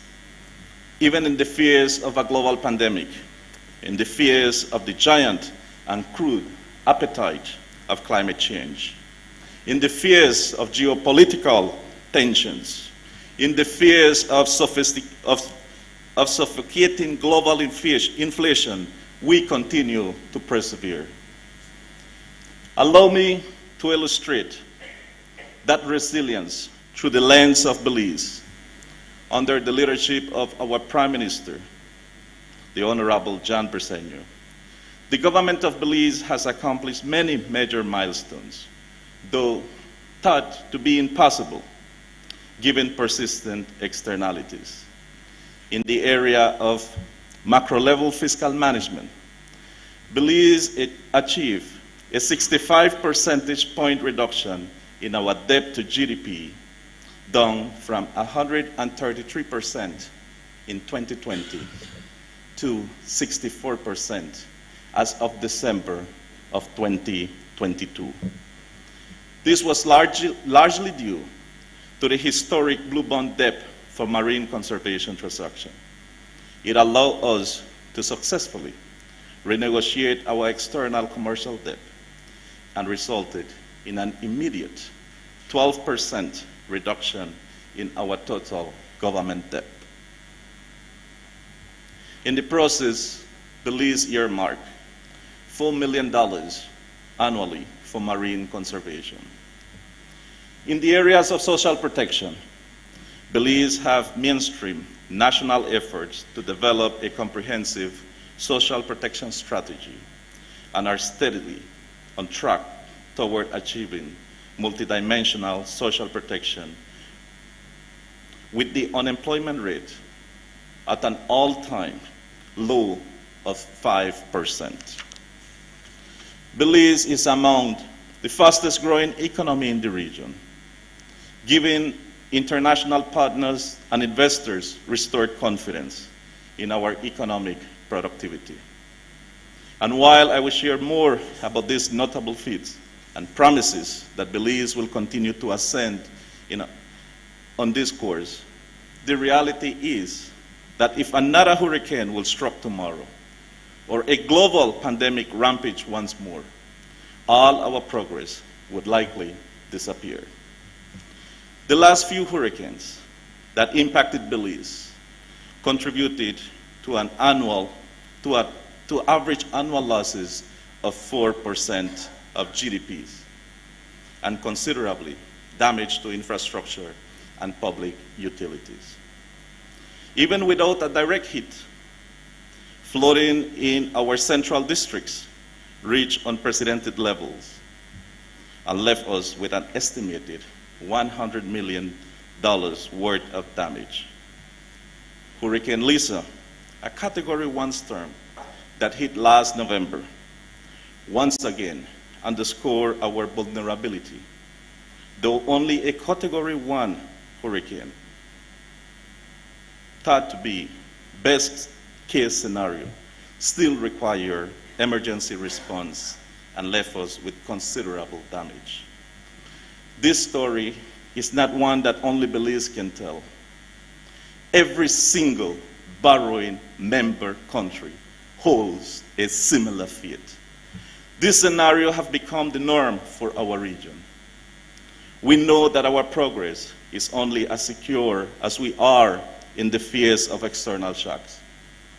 Individually, as countries, we have made great strides in reducing our debt burdens, prioritizing climate action, building our disaster risk reduction facilities, and serving our people.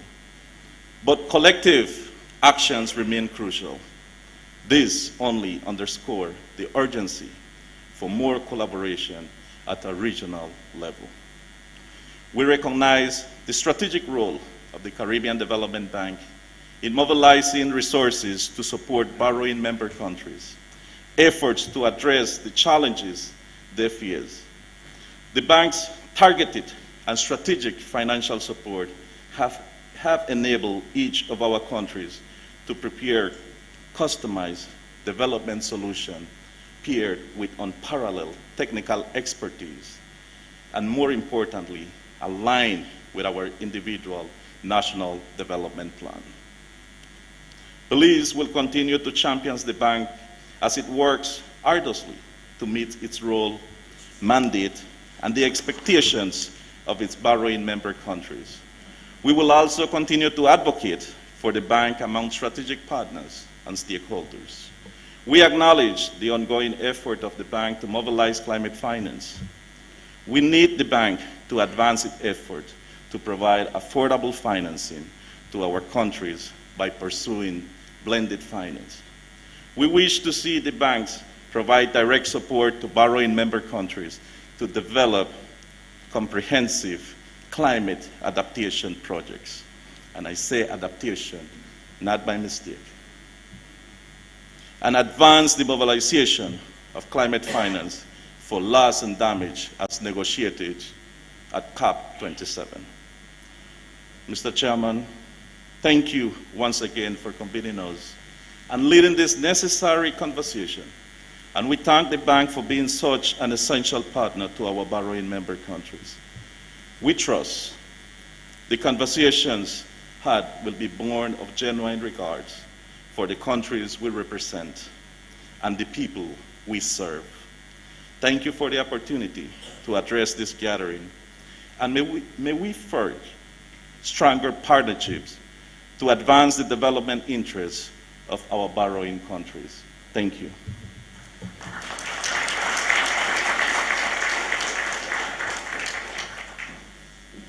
I now call on the Governor for Venezuela to speak on behalf of regional non-borrowing members.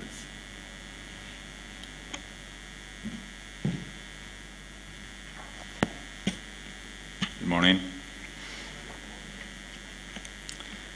Acting Governor General of Saint Lucia, His Excellency Mr. Cyril Errol Charles, Honorable Prime Ministers, Governors, Honorable President of the Caribbean Development Bank, representatives of the member states, representatives of the bank, and participants all to this 53rd annual meeting of the Board of Governors of this institution. With the certainty of the success that this meeting will generate, I wish to convey to you our fraternal greetings on behalf of the non-borrowing regional members. It is an honor for me to participate in this Board of Governors chaired by Saint Lucia host country. We congratulate the Prime Minister, the Honorable Philippe Pierre, and his team for organizing and hosting this event. We also salute the work carried by the Honorable President of the Caribbean Development Bank, Dr. Ginny Leon, and we take the opportunity to thank him for visiting our country, Venezuela, in March of this year, hoping to deepen the presence and participation of Venezuela with this institution. From Venezuela, we believe that the CDB's approach for 2023, which will seek to focus on access to financing, is very relevant for the current economic situation, as it is a fundamental aspect of the development process in emerging economies. An obvious reality is that the global demand for financing is enormous at all levels and in all aspects, while the amount of monetary resources has always been limited. The reorientation of access to financing is a central issue in the current financial order, since developing countries require greater support from international financial institutions with the access criteria that not only measure indicators of economic income, but do not depend on subordination to the implementation of specific economic policies, and that can also address the vulnerability of these economies to external shocks, natural disasters, and variations in international markets, especially in the countries with the greatest difficulties. In response to the challenges facing the world today, we believe in the importance of the reconfiguration of the global economy toward a diversified and a multipolar one. Today's world is witnessing a breakdown in the traditional economic order, and it is in this regard we highlight the role played by emerging economies, mainly through their associations in cooperation blocs such as the BRICS, whose presence on the international scene is on the rise. The global monetary system is moving in a more inclusive direction with diverse payment arrangements. Hence, a new international financial mechanisms that give trade real freedom for expansion is pertinent. In this sense, the Bridgetown Initiative 2.0 could generate sufficient momentum and energy to enable the development of a new regional financial architecture, more inclusive for developing countries, more responsive to the current economic and financial challenges, with less preponderance on the conditionality and oriented toward ensuring the welfare of the people.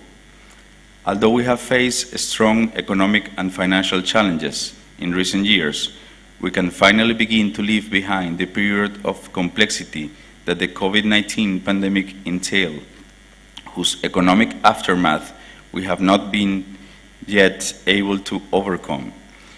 Will we move forward in our efforts to resolve complex geopolitical scenarios, mitigate climate change, and address the food and energy needs of developing countries? It is our duty to emphasize that the willingness to work together as a region is a responsibility and must be our guiding principle. From Venezuela's point of view, our presence in the historical path toward development in the Caribbean region is undeniable. However, the imposition of illegal coercive measures unilaterally on my country, violating the principles of international law, not only have negative effects on our people, but the development initiatives that we have implemented with our brothers and sisters in the region that have been severely affected, presenting a negative scope on the regional level. We urge to remove the sanctions on Venezuela and Cuba.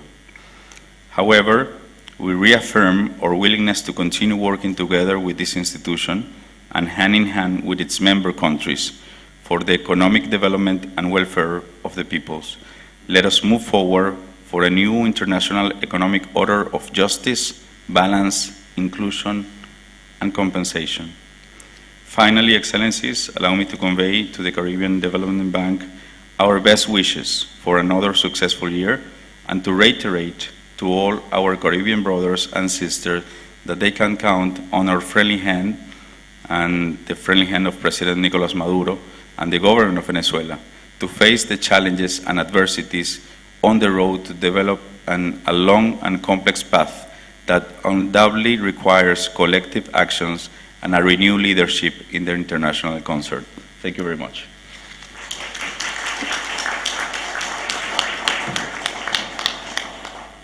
To speak on behalf of non-regional members, I call the Governor for Germany.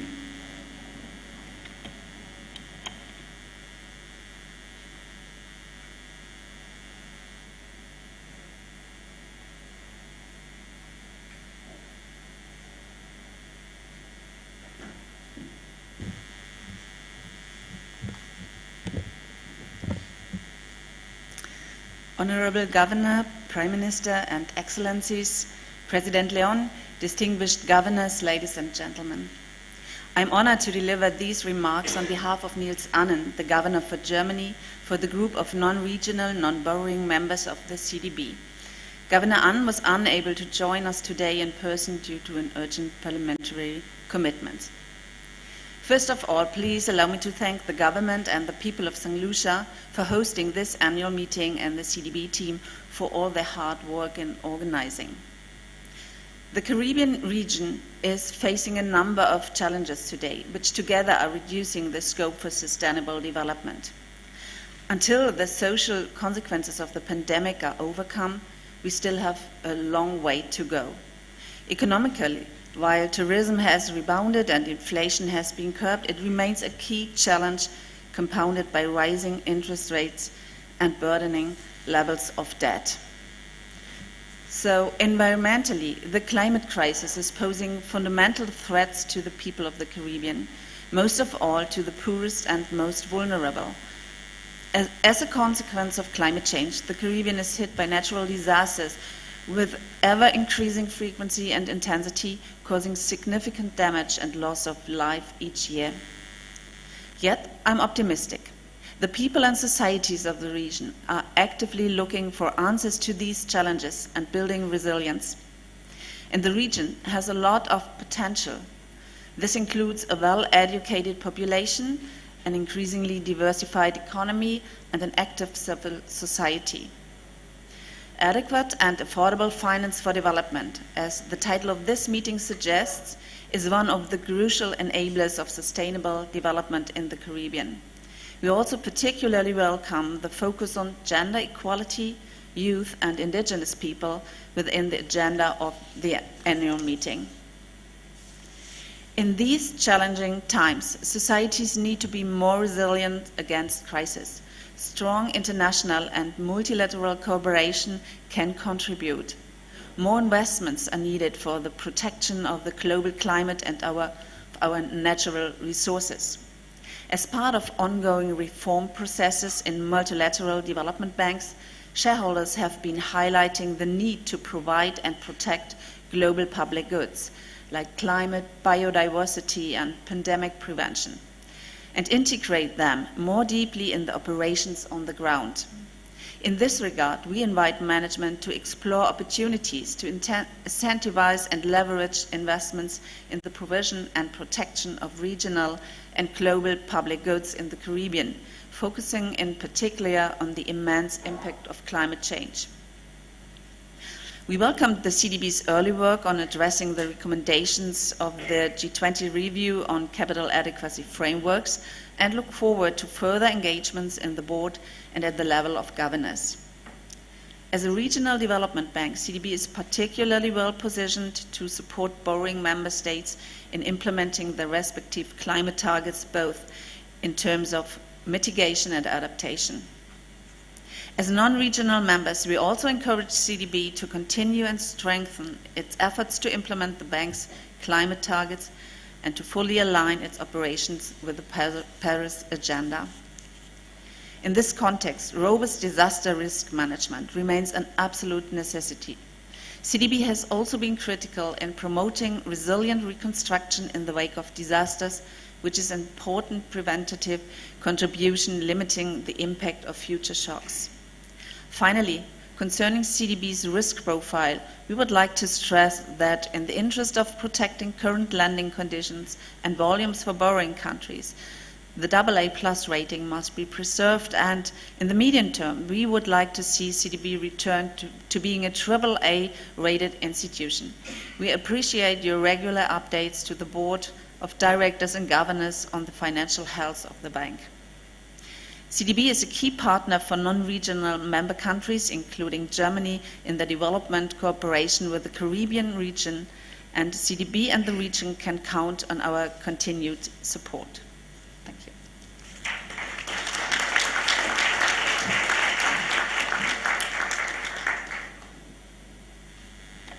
I'll call on the Governor for Guyana to give the report. I nearly forgot the President.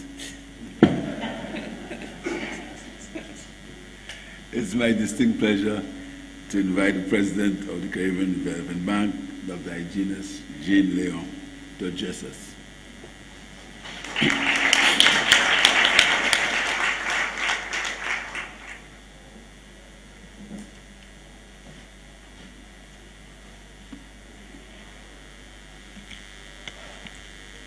Good morning, all. Since we are in Saint Lucia, I think I will deviate a little from protocol and start with a little bit of Creole. So, Monsieur Excellence, Député Gouverneur Général Cyril Errol Charles et Madame Anicia Charles, Monsieur Premier Ministre Philippe G. Ministre gouvernement Saint Lucia, gouverneur banque nous, diplomate l'autre pays et mon invité, Madame et Messieurs, et tout ça qui suivent nous ici sur Internet, ici pays et l'autre pays. Translated into good morning and welcome.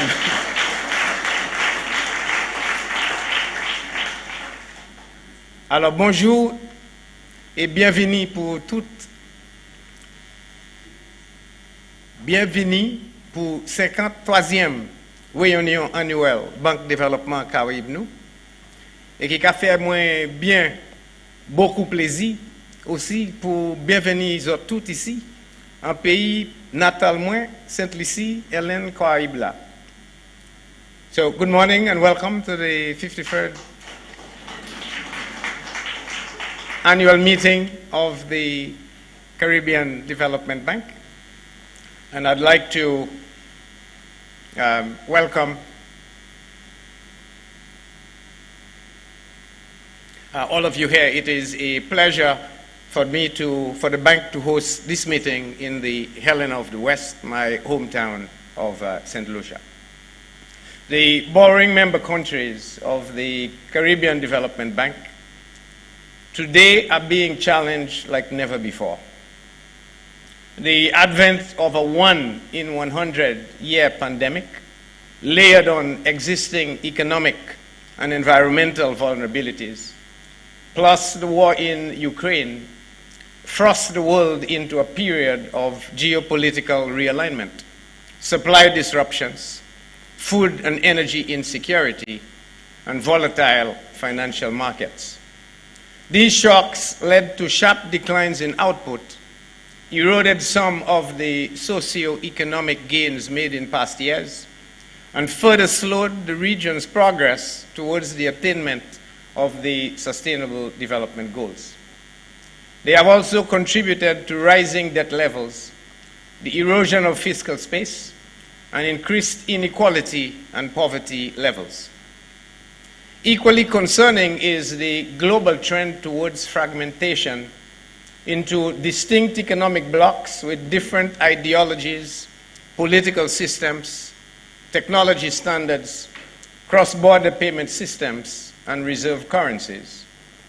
This potentially exposes the region to additional risks as fractures in the flow of capital, goods, services, and technology across borders could add to inflationary pressures, eliminate jobs, and deprive people of food, medicine, and other essentials.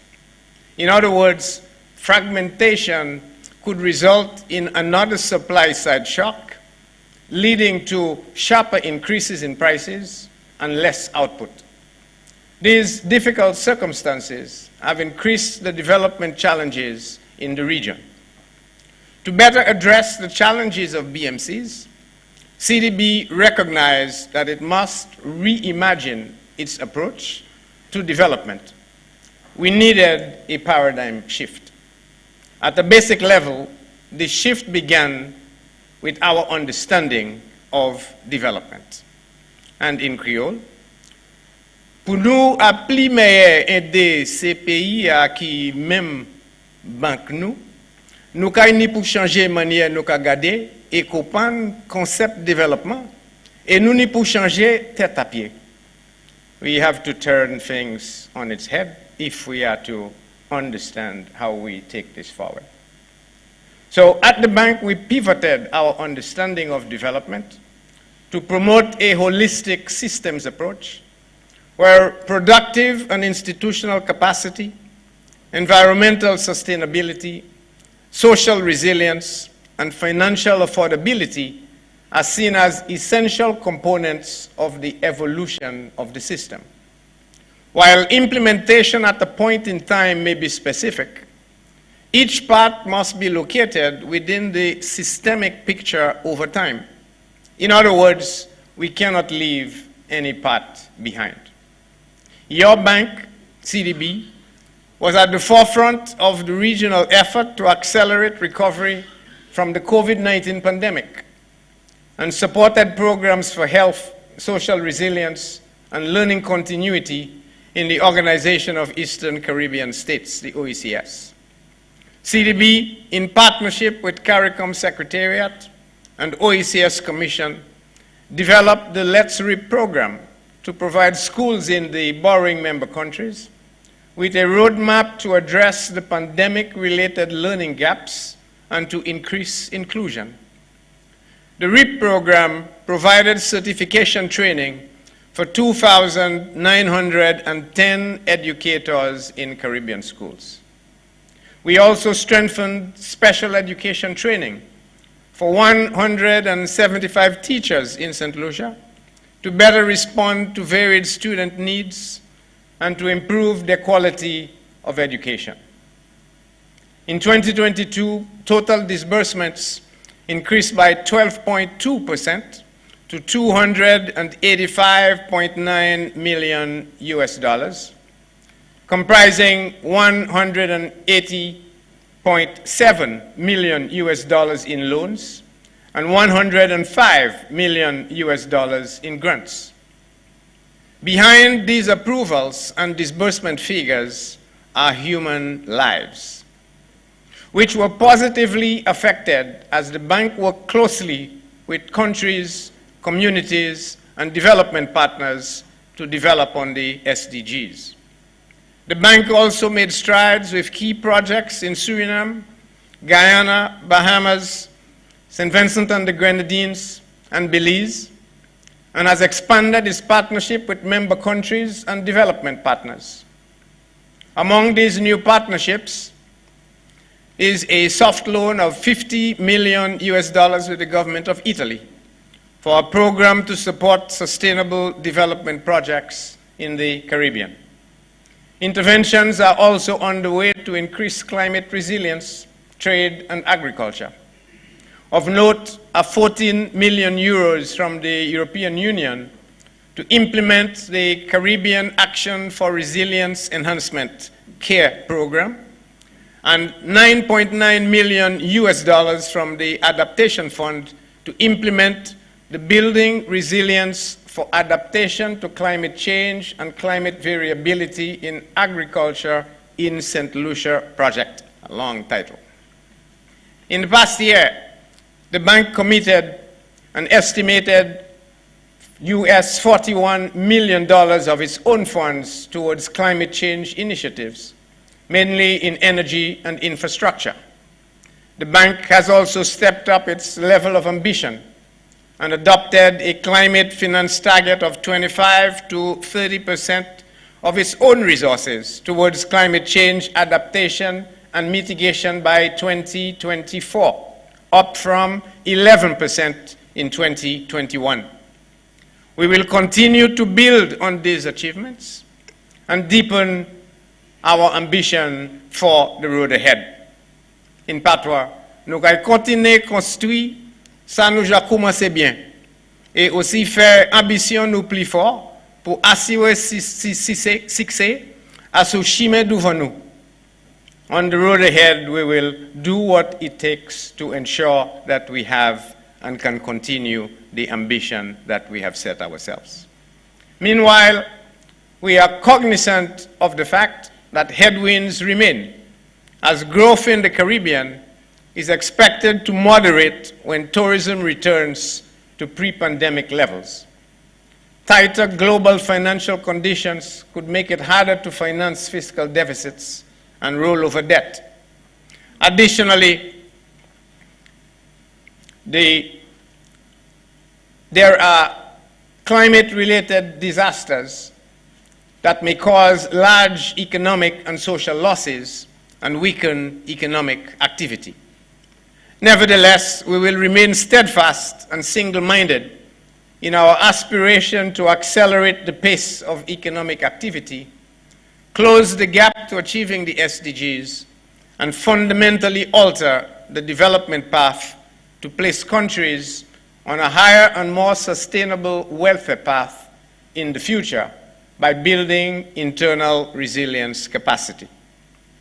We can frame our thinking about building internal resilience capacity as a trilogy comprising, first, refining the international development paradigm, second, building partnerships, and third, strengthening policies.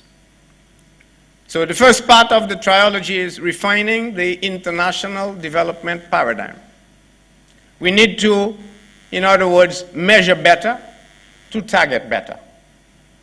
So let us therefore agree that the use of gross national product or gross national income as a proxy for development is insufficient. And therefore, our usual set of policies to grow GDP will also be insufficient. Let us agree that in a world with a multiplicity of shocks, sustainability remains a dream unless we can conquer resilience. Let us agree to advance the global development agenda by adopting beyond GDP measures like the UN's Multidimensional Vulnerability Index as our guideposts, and by extension, a broad GDP vulnerability and resilience policy tool to target improving internal resilience capacity of a country, and therefore, and thereby, its sustainable development. Many stakeholders are proposing specific institutional reforms to make international development assistance and climate finance architectures more suitable for the 21st century. A prominent example is the Bridgetown Initiative. To complement the Bridgetown Initiative, the CDB is exploring new and innovative ways to shape how concessional financial assistance is allocated, including through the Multidimensional Vulnerability Index, or our Recovery Duration Adjuster Framework. Multilateral development banks, including the CDB, have also been recently designated as prescribed holders of special drawing rights by the International Monetary Fund, and can use these SDRs for loans, swaps, pledges in exchange for currency, or settling financial obligations, among other purposes.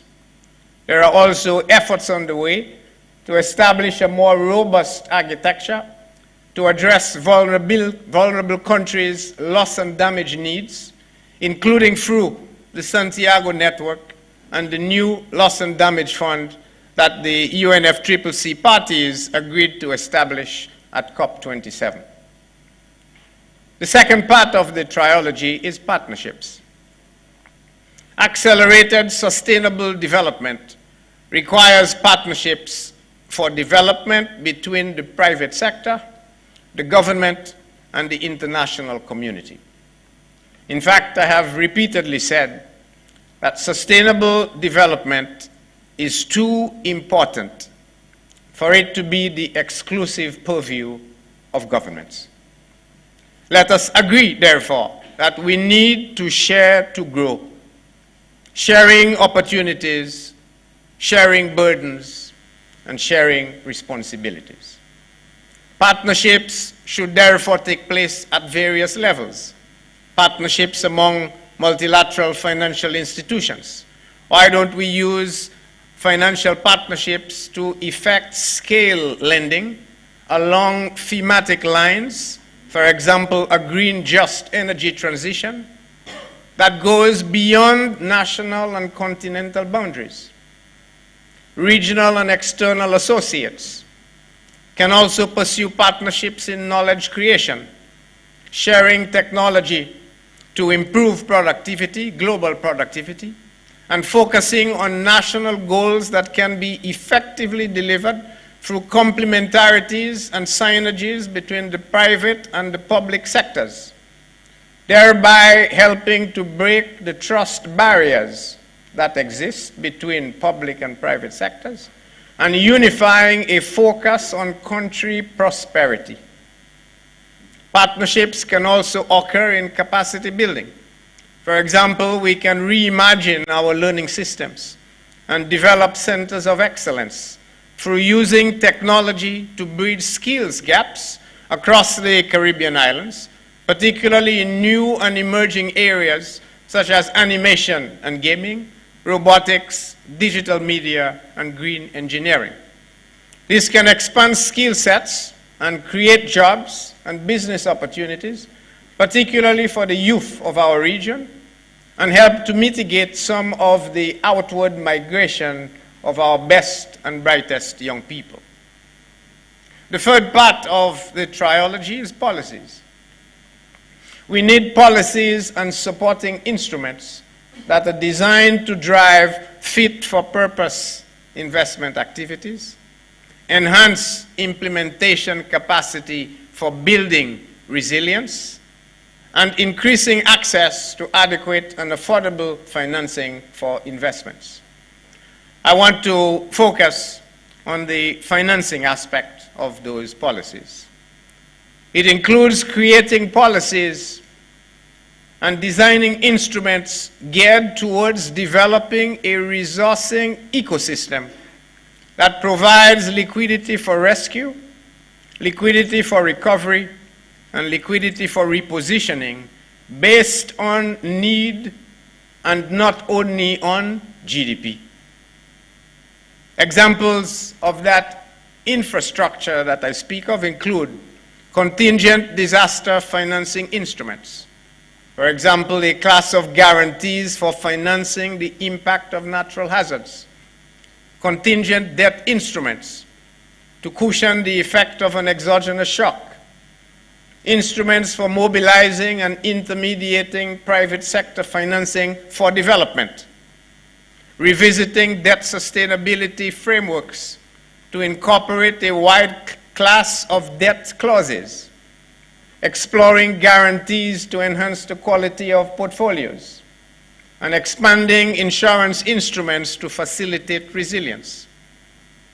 Let us agree, therefore, that we need a suite of instruments and affordable financing with appropriate governance frameworks to customize our varying needs and deliver on the promise of resilient prosperity for all of our citizens.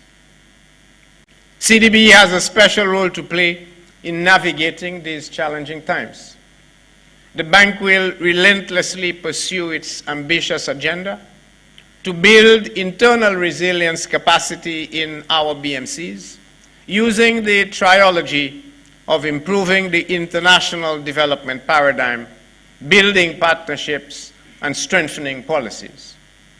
However, our efforts alone will not take us over the finish line.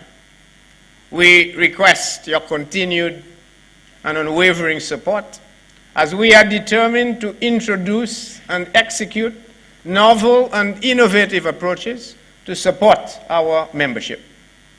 We will continue to demonstrate unmatched resilience and improved responsiveness as the region's development bank, as we remain true to our mandate of transforming Caribbean societies and committed to safeguarding the vision of resilient prosperity.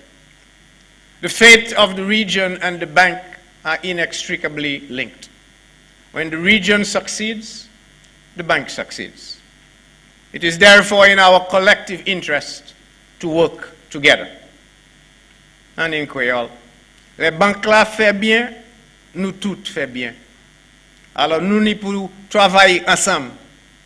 Passer en l'été nous pour travailler ensemble. So let us act together and act now, because the moment is with us, and if we allow it not to happen, we will need to reflect in history why we did not do what we were called to do. Thank you.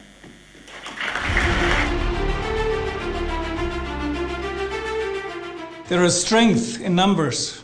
We can do this. You have in the IDB group an entity committed to this concept of partnership with purpose for a stronger, more resilient and integrated Caribbean. Our future awaits. Let's embrace it together. The pathway to resilient prosperity is paved with sustainable partnership. Together.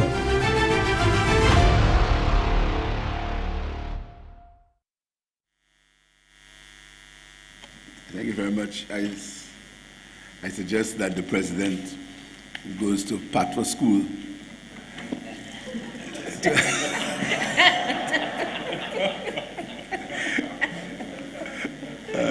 Anyhow, I want to thank the president for bringing our Creole to focus. And I want to invite you, if you want to learn Creole, you can do it for a small fee. It's my distinct pleasure to invite the chairperson of the governor of Guyana to give us a recount what happened at the procedures committee meeting. Governor of Guyana.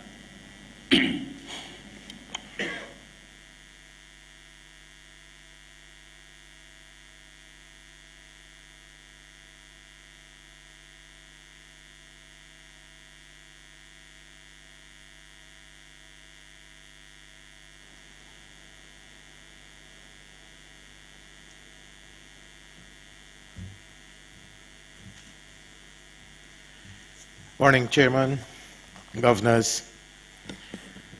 The Procedures Committee met on Monday, June 19, 2023 at 4 p.m.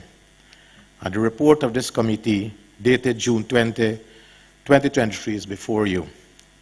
I have the honor to table the report on behalf of the committee and move that the Board of Governors adopt the recommendations contained therein. Mr. Chairman, the Procedures Committee met at 4 p.m. on Monday, June 19, 2023. Representatives of Antigua and Barbuda, Bahamas, Barbados, Belize, Canada, China, Colombia, Germany, Grenada, Guyana, Haiti, Italy, Jamaica, St. Kitts and Nevis, Saint Lucia, St. Vincent and the Grenadines, Trinidad and Tobago, and the United Kingdom. The committee submits the following report. 1. Schedule of the annual meeting. The committee recommends that the schedule of the meeting as set out in paper BG 53-1 be approved. 2. Provisions relating to the conduct of the meeting and the Procedures Committee, The committee recommends that the provisions relating to the conduct of the meeting of the Procedures Committee in paper BG 53-2 be approved. Agenda. The committee recommends the adoption of the agenda as circulated in paper BG 53-3. Regarding the items on the agenda, the committee reports on the following recommendations. A. Annual Report for 2022. The submission to the governors of the annual report for 2022 was noted. Governors who wish to do so may comment on the annual report in their statements. B. Audited financial statements and reports of the independent auditors 2022. The committee considered the report of the Board of Directors, paper BG 53-4, and the audited financial statements and reports of the independent auditors contained in the annual report and resolved as follows. The audited financial statement be in respect of its ordinary capital resources, special development fund, and other special funds are approved. C. Allocation of the net income of the year ended December 31st, 2022.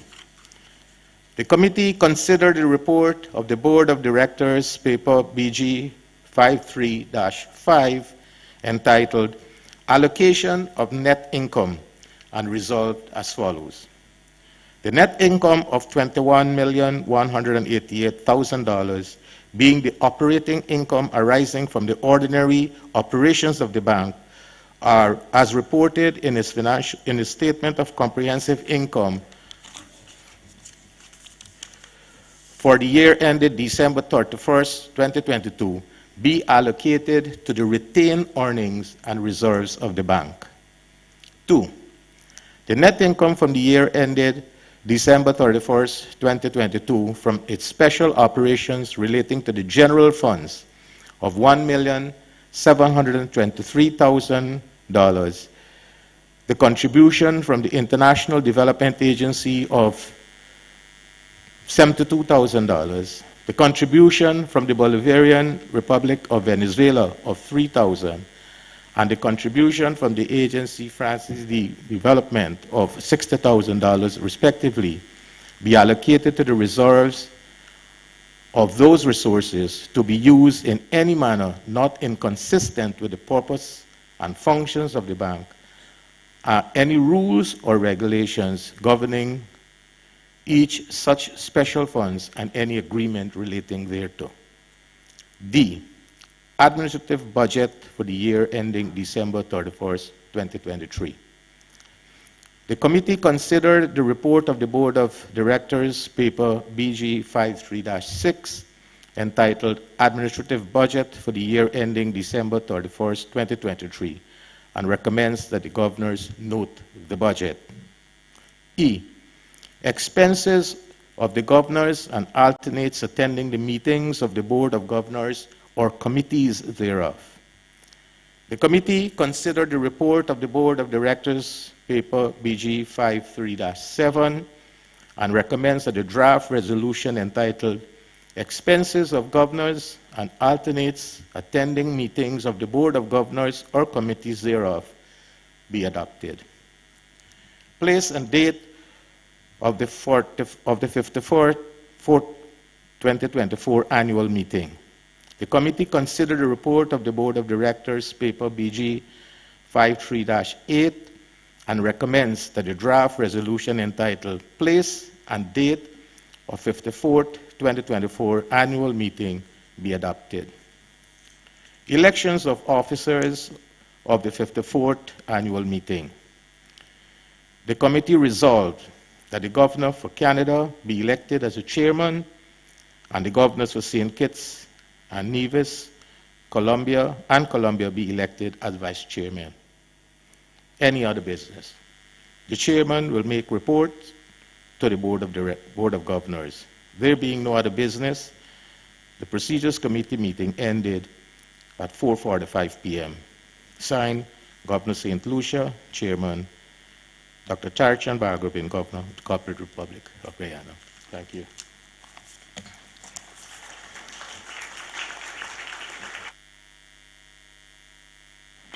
Thank you very much. I'd like to bring this opening ceremony to an end. And could you stand for the departure of the Excellency, the Governor General? And after, could our governors remain for a family photo?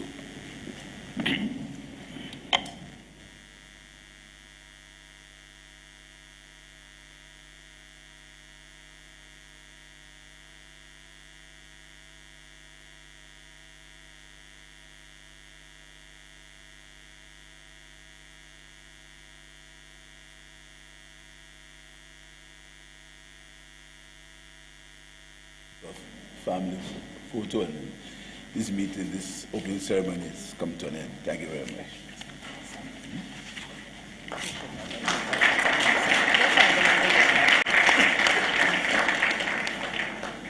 There are some refreshments on the outside.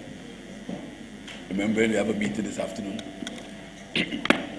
1:40 lunch. All the governors are with us, so we'll